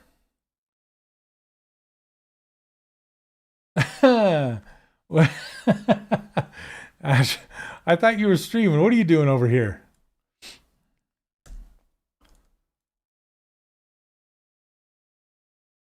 Juicy and butt. Hippo cake. Okay, I'm going to validate this.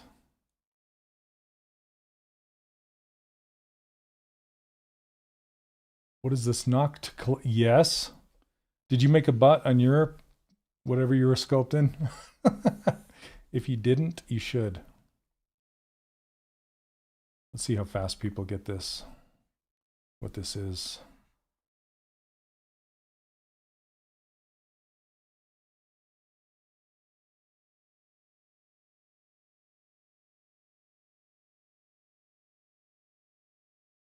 Told you I was playing telephone between you guys. Yeah, yeah.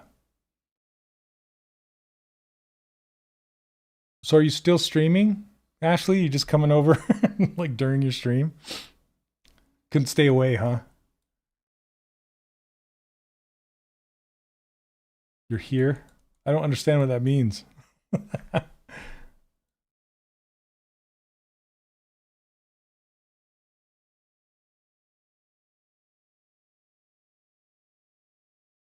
You're streaming? Okay, awesome. Very cool. Just like, let's go see what Shane's doing, like a news reporter. Okay. So let's figure out how to do this part. Let me think about it. Okay. Let's go add. We'll do a cube. Cube. Where are you, cube? Box. There we go. Then we're going to make it really skinny. Validate it.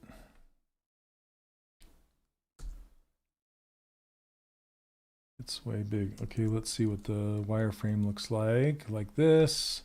We need it more dense, so we're going to subdivide it. Subdivide a bunch of times. That should be dense enough. And then this is the fun part. This is where trim is amazing. So we're going to go trim and then click on polygon. Let's go back and forth to get rid of that. And then let's look. We're going to go, we just drag out a line and drag out a dot, and this starts our polygon. And then we can just make our shape. And then you can add dots to make like a Boolean curve around here. And I want this one to be sharp, so we're going to make it sharp.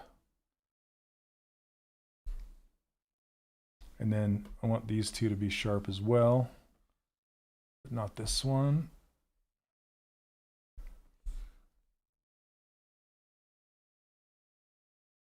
That's not what I wanted. I accidentally hit this green dot. I didn't want to cut it yet. Okay, so I want this to be a little sharper. If you want to get rid of these dots, you just drag them together till they turn red and let go, and then it just deletes it.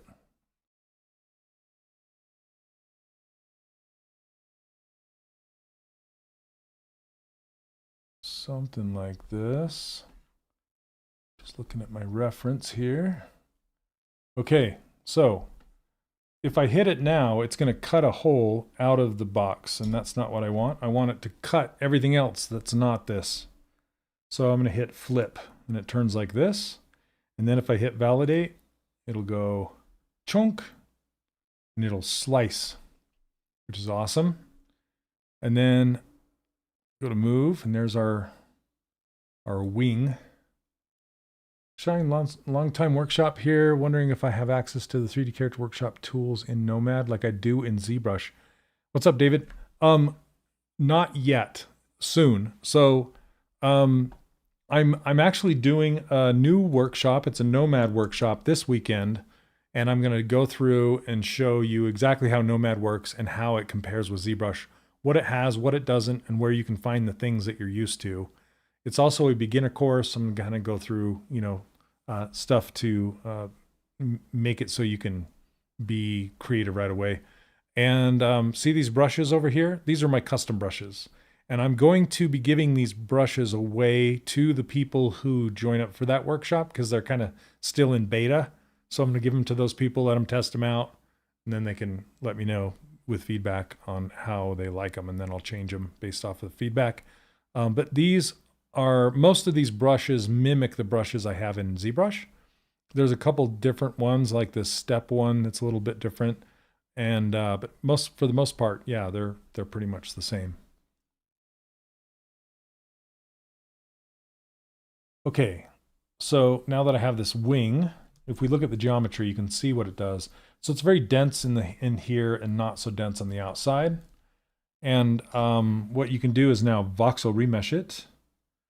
So I'm going to click and hold this and adjust the checkerboard pattern, maybe a little light. There we go. And this is like Dynamesh, if you know what that is. And so now that we have this, it did do a little bit of weirdness right up in here. So I'm going to undo that and do it a little tighter, I think. A little higher resolution. So it does it, but not as much. And we can fix it with dynamic topology. But now what we can do is just kind of smooth the edges out. This whole thing. You can also, there's a beaker right up here. If you open that up, there's some tools in here that are just like deformation menu in ZBrush, where you can smooth the entire mesh, or you can smooth by face groups right here, or relax by face groups. There's a whole bunch of things you can do here. That's nice. I had to sculpt big butterflies for Shanghai Disneyland. They wanted exotic, and I kept getting pictures of butterflies that were from over there. Nice. I had to explain they aren't exotic if it's the butterflies have to. Yeah, that's funny. Okay, so I'm going to shrink these wings up. I don't want to get them too thin or they won't 3D print very well. And then I want to spin it around. Whoop. Is it? Oh, it's under it's under my mirror modifier, so it's got two wings, but that's exactly what we want. So we'll just do this and shrink these down.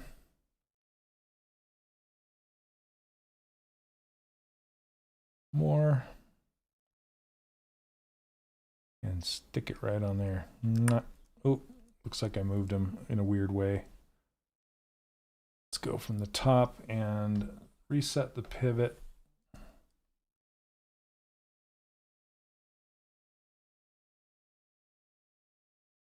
Okay.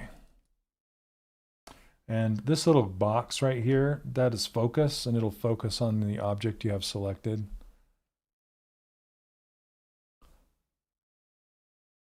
There we go. So Leonard, did Ashley just come over here just to see the butt? To witness? Butt witness? That's hilarious. Worth it. Okay.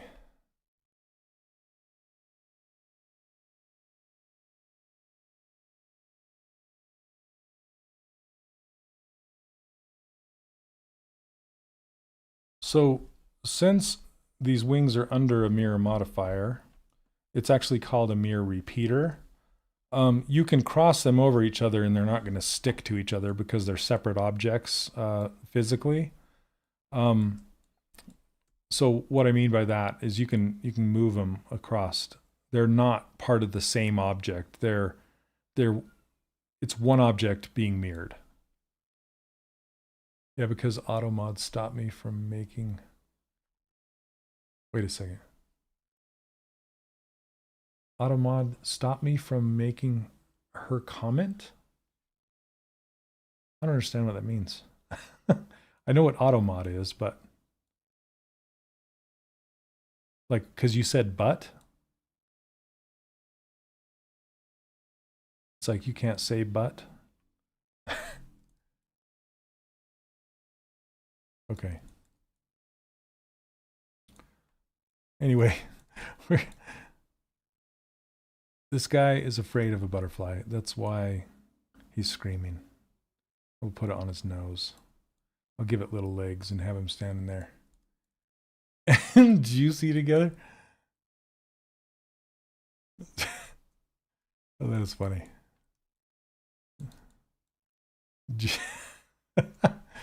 Oh, the things that we get censored on. Yeah, I'll give him a tail later. And then I'll probably find like a butterfly wing stamp to stamp on the side of this. Or I'll end up hand painting it. We'll see. It's supposed to be a monarch. If you know what those are. So that'll be fun to paint. But yeah, let's paint some colors on our hippo friend. Before we do that though, I want to pull the top of his head in and make it narrow. Okay. It's a little wide and it's bugging. Actually, let's do the eye trick over here because it's possible. So, just like you can hold down Shift to lasso select like this, you can also hold down Control to lasso. Come on. Okay, gotta have something selected. To lasso mask like this. So even though I'm on lasso, like the regular mask, that's not mask select. You can still access mask select by holding it down and starting outside of your model. It's another secret little trick. And you can blur the mask like this, invert it. Okay. And then we will use that mask lasso to select these. Whoops. Oh, come on.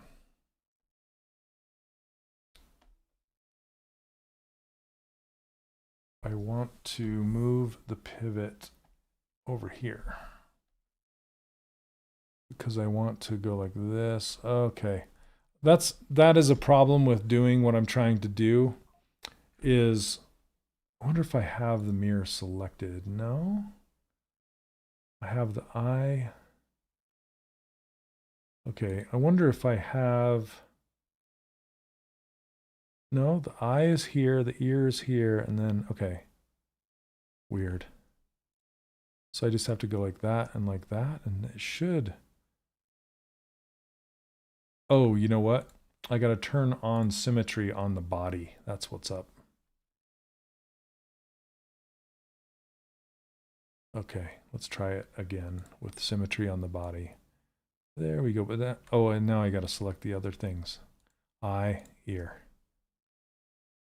Nope. Why does it want to go opposite? The middle, I think I must have to select the body last. Let's try that. Select eye, ear, body. Does that work now? No, it does not. It wants to move everything not mirrored. Because it's multiple things selected, that's why. Gosh dang it. I'm going to have to ask Safomi about that. Hey, what's up, Josh? Welcome, welcome. Yeah, the body loses the symmetry. I think it's because multiple objects are selected at the same time. So it loses, like, yeah, see, it's grayed out now. So that's a bummer. Oh well. I'll just move I'll move the head, and then I'll move the ear. Can it be grouped? It can, but it doesn't. The problem is I need to move the head symmetrically, like with the move brush, like this, right? And it's not working. So I'm going to have to request that. Maybe if you mix partial selection with the whole object. Yeah, that's exactly what I was just doing. So I'm just going to move this in. Yeah, you'd think so, but I think it's a limitation at the moment. And that's okay. Center, align. Because I accidentally found that trick in ZBrush one day. Being able to, like moving with the gizmo will respect symmetry and masking. And so I've just kind of been using that from then on. And so I've been trying to find a way, like a similar way to do that here, which technically it should work, but I think it just, multiple selection is a limitation with symmetry. So, yeah, I'll just ask Stefomi about that and see if it's something that's possible or not. Okay. And then I want to pull this in. It's tuning time. Polish pass. I don't know why I'm doing it with my mouse, but I am.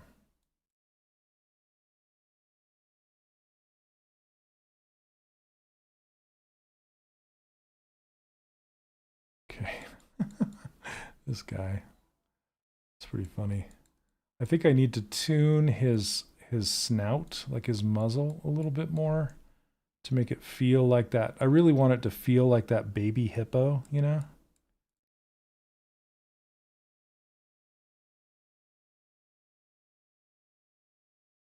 Because right now it doesn't quite feel hippo-ish. I think it has to do with the snout, like right here. I just join everything and uncheck connect topology. Oh, yeah, that works too. Yeah, that's kind of the cheaty way, but I mean, it's not really cheaty. That's the long way around that I used to do. But yeah, that's a good call. I'm glad you brought it up. So Coney, how long have you been using Nomad? You sound like a pretty, you've used it for quite a while.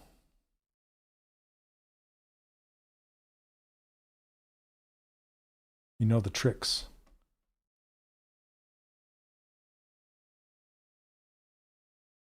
I'll pull this forward. I'll have to move the tooth. And then I want to push the nostrils kind of back a little bit. Because they're not dragon nostrils, they're hippo nostrils. About 2 years, but I'm very new. Do simple things mostly. Nice. I think I've been using it that long. About that long. Maybe longer.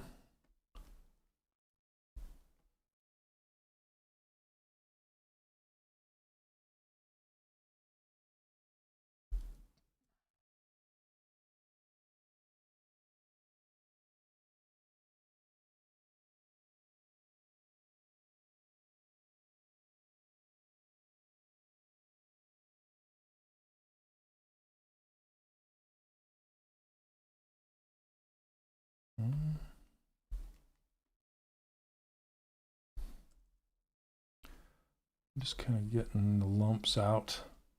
Get the lumps out, hippo friend. And they have that, like this apple-shaped mouth when their mouth is open. And it's actually squeezed more than this, but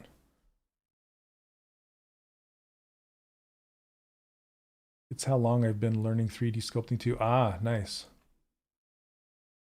I remember telling you to get into using it after Glenn bullied me into. Yeah, dude, I think Glenn started it, right? Used to use CAD though. Oh, that's 3D world still. It's a little more industrial, but still it's 3D. You still got that, the idea of it. Okay, I just want to tweak these ears a little bit. Okay, that looks a little more hippo-ish. Over in the front. Yeah. Yeah, it wasn't super unfamiliar. Got it. I've done a couple full characters in here.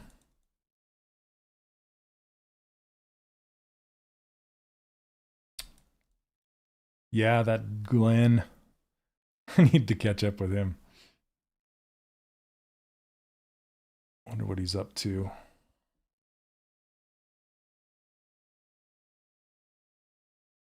Let's go darker with this pink.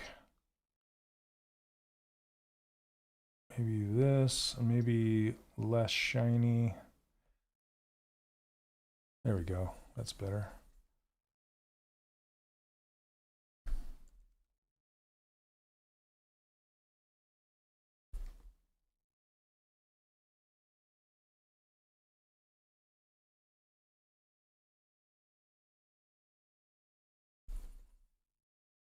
What time we got? We're going a little over time, but that's all right.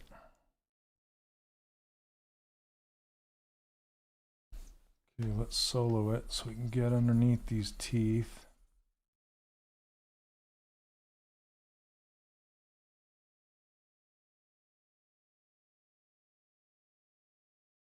I like to lay down color like this sometimes and then use the pinch brush in between colors to get a crispier line. It tends to work. Sometimes I'll turn on dynamic topology to give myself more topology in that area. He's teaching at John Moores University in Liverpool. That's right. Do you paint your 3D prints? I do.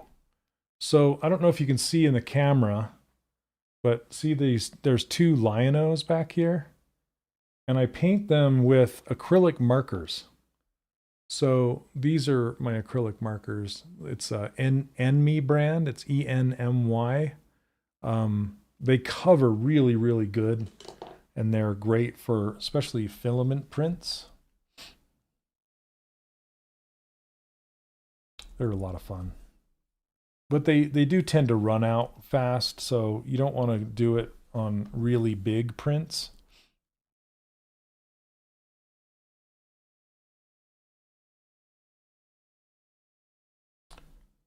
Yeah, they're a lot of fun. Okay. Kind of just color these teeth a little bit at the base. I bought an airbrush and I'm awful at it. Nice. My air compressor, I used to run an airbrushing business back in the 80s, and I still have all my stuff. And but it's so, my stuff's so old that my air compressor is kind of busticated. So I need to get a new, they actually still manufacture the air compressor that I have. So I need to get a new filter and stuff, but money, you know.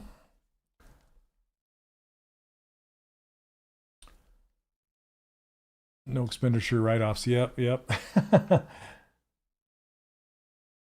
Okay, so let's go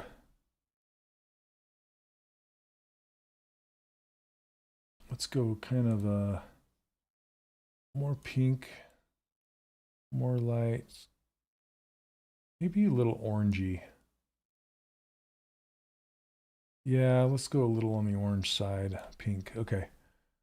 Those markers look awesome. Yeah, they're so fun. They're not too expensive. You can find them on sales and stuff. They're not crazy.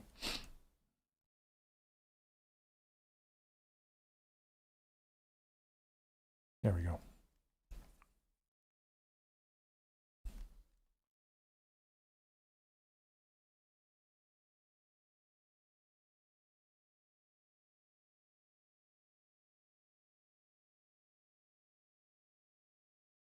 But more than $0. Did you use mass for airbrushing with paintable latex? I no, I would freehand most of it. I would use, it's called Frisket sometimes. And I would use like a French curve sometimes. I have the masking liquid. Yeah, that's okay. Masking liquid's not bad. Like the green stuff from like Warhammer and all that.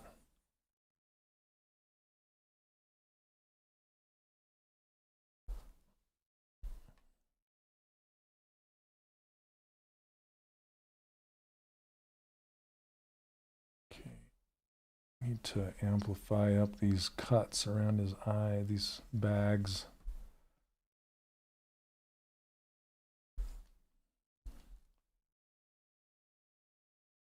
All right. Yeah, Frisket. Yep. Frisket a biscuit. That's when I would do like illustration stuff, like it had to be tight. I'd use Frisket.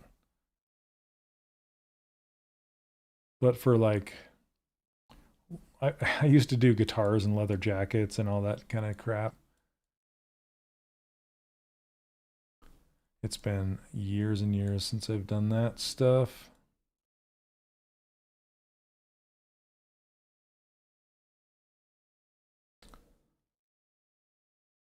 Yeah, in my day, the Frisket was red.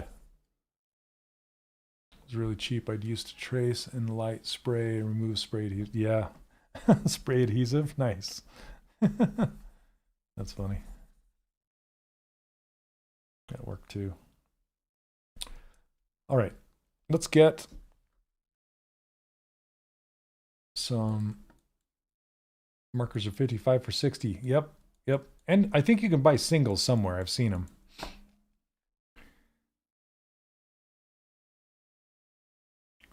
Okay, I'm going to turn this exposure down to 0. That's my environment light. And then we're going to just pop a light in here. About like this. Crank the intensity a little bit, like this.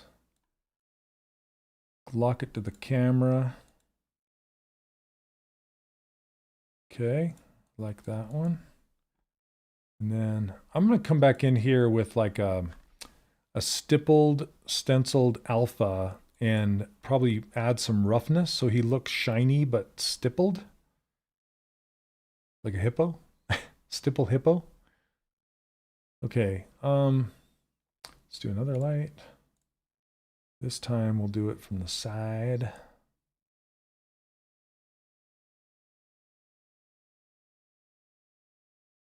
Let's turn off the other one so we can see exactly what this one's doing. There we go.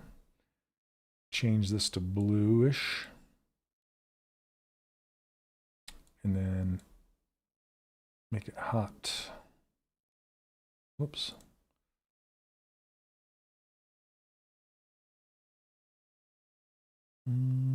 I like how it's catching the butterfly wings just barely. That works. And the tongue and stuff. Like maybe like that. Yeah, like that. And then we'll stick it to the camera. Boke. That way when I rotate the camera around, it sticks to the camera instead of the scene. Which I like that better. And then one more. I like to put this behind as a rim light. And again, we'll turn off the other one so we can see exactly what this one's doing. Like that. We'll crank it hot. And I just want a sneaky little rim around the edge of this. And again, stick it to the camera. And I'm going to turn the... Let's see, I'm going to turn the angle of this one up just a little bit. That just means it's not going to cast a harsh shadow on the floor. I'm going to cast a shadow. I'll put a shadow catcher in there eventually. So if we turn all these lights on, now you can see what he looks like in lights. And then we'll bring up the environment back as a fill light. Something like that. Yeah. cancel my Amazon account because I was suffering too often from itchy Amazon tree. Oh, that's a dangerous thing. It's a dangerous thing. Okay. I'll color the butterfly later.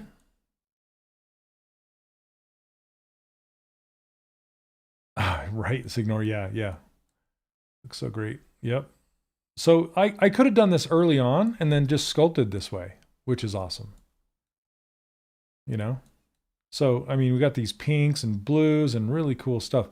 And so let me just kind of show you so if we go here, we turn off the color and we're just dealing with roughness, right? So we can turn the roughness kind of higher up on his skin and fill it. So he's all rough. I'm not messing with his limbs right now or his ears, just his body.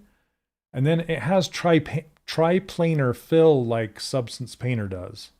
So I can load in an alpha. Oh, I don't have the one I want. I'll just use this one. Yeah, I have some dappled ones that are just like spots, a bunch of spots. But I'll have to hunt it down. But I'll just use these stripes for now, just so you can kind of see what it does. But see this right here? It's putting it on there. Well, I can also fill this with a alpha. That's the actual texture. I want to fill it with triplanar, and you can preview triplanar. I'm still kind of trying to figure this out, but oh, so I need to run the slider to preview it, like right here. There it is. So it kind of is going to show you where it's going to land, and you can change the size of it under this triplanar gear. So right here, the scale of it, so you can make it small, and it tiles like that. And you can rotate it if you want, or translate it around. You can mirror it, repeat it, that kind of stuff. And then, yeah, I leave vertex off, otherwise it offsets it. So if I paint all triplanar, it should, oh, let me adjust it to be shiny. So I'm going to turn roughness way down and then fill it. There you go. See that? Kind of looks wet a little bit, but you can see the stripes everywhere. And when I do it for real, I'll probably mask off the interior of his mouth, but that's how you can make it kind of look like a dappled wet surface, you know.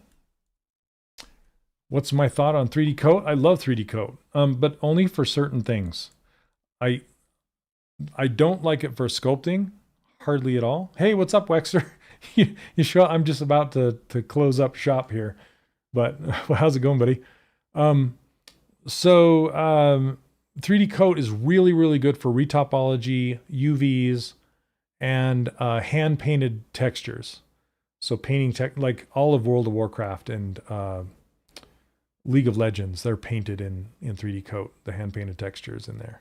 So it's pretty solid as that goes. But for sculpting, not so much. It's like a voxel sculptor. Some people like it. Not too many. Yeah, it still has its struggles, and the interface is kind of, you gotta like the interface. But again, for retopology and UVs, it's fantastic. It's my favorite.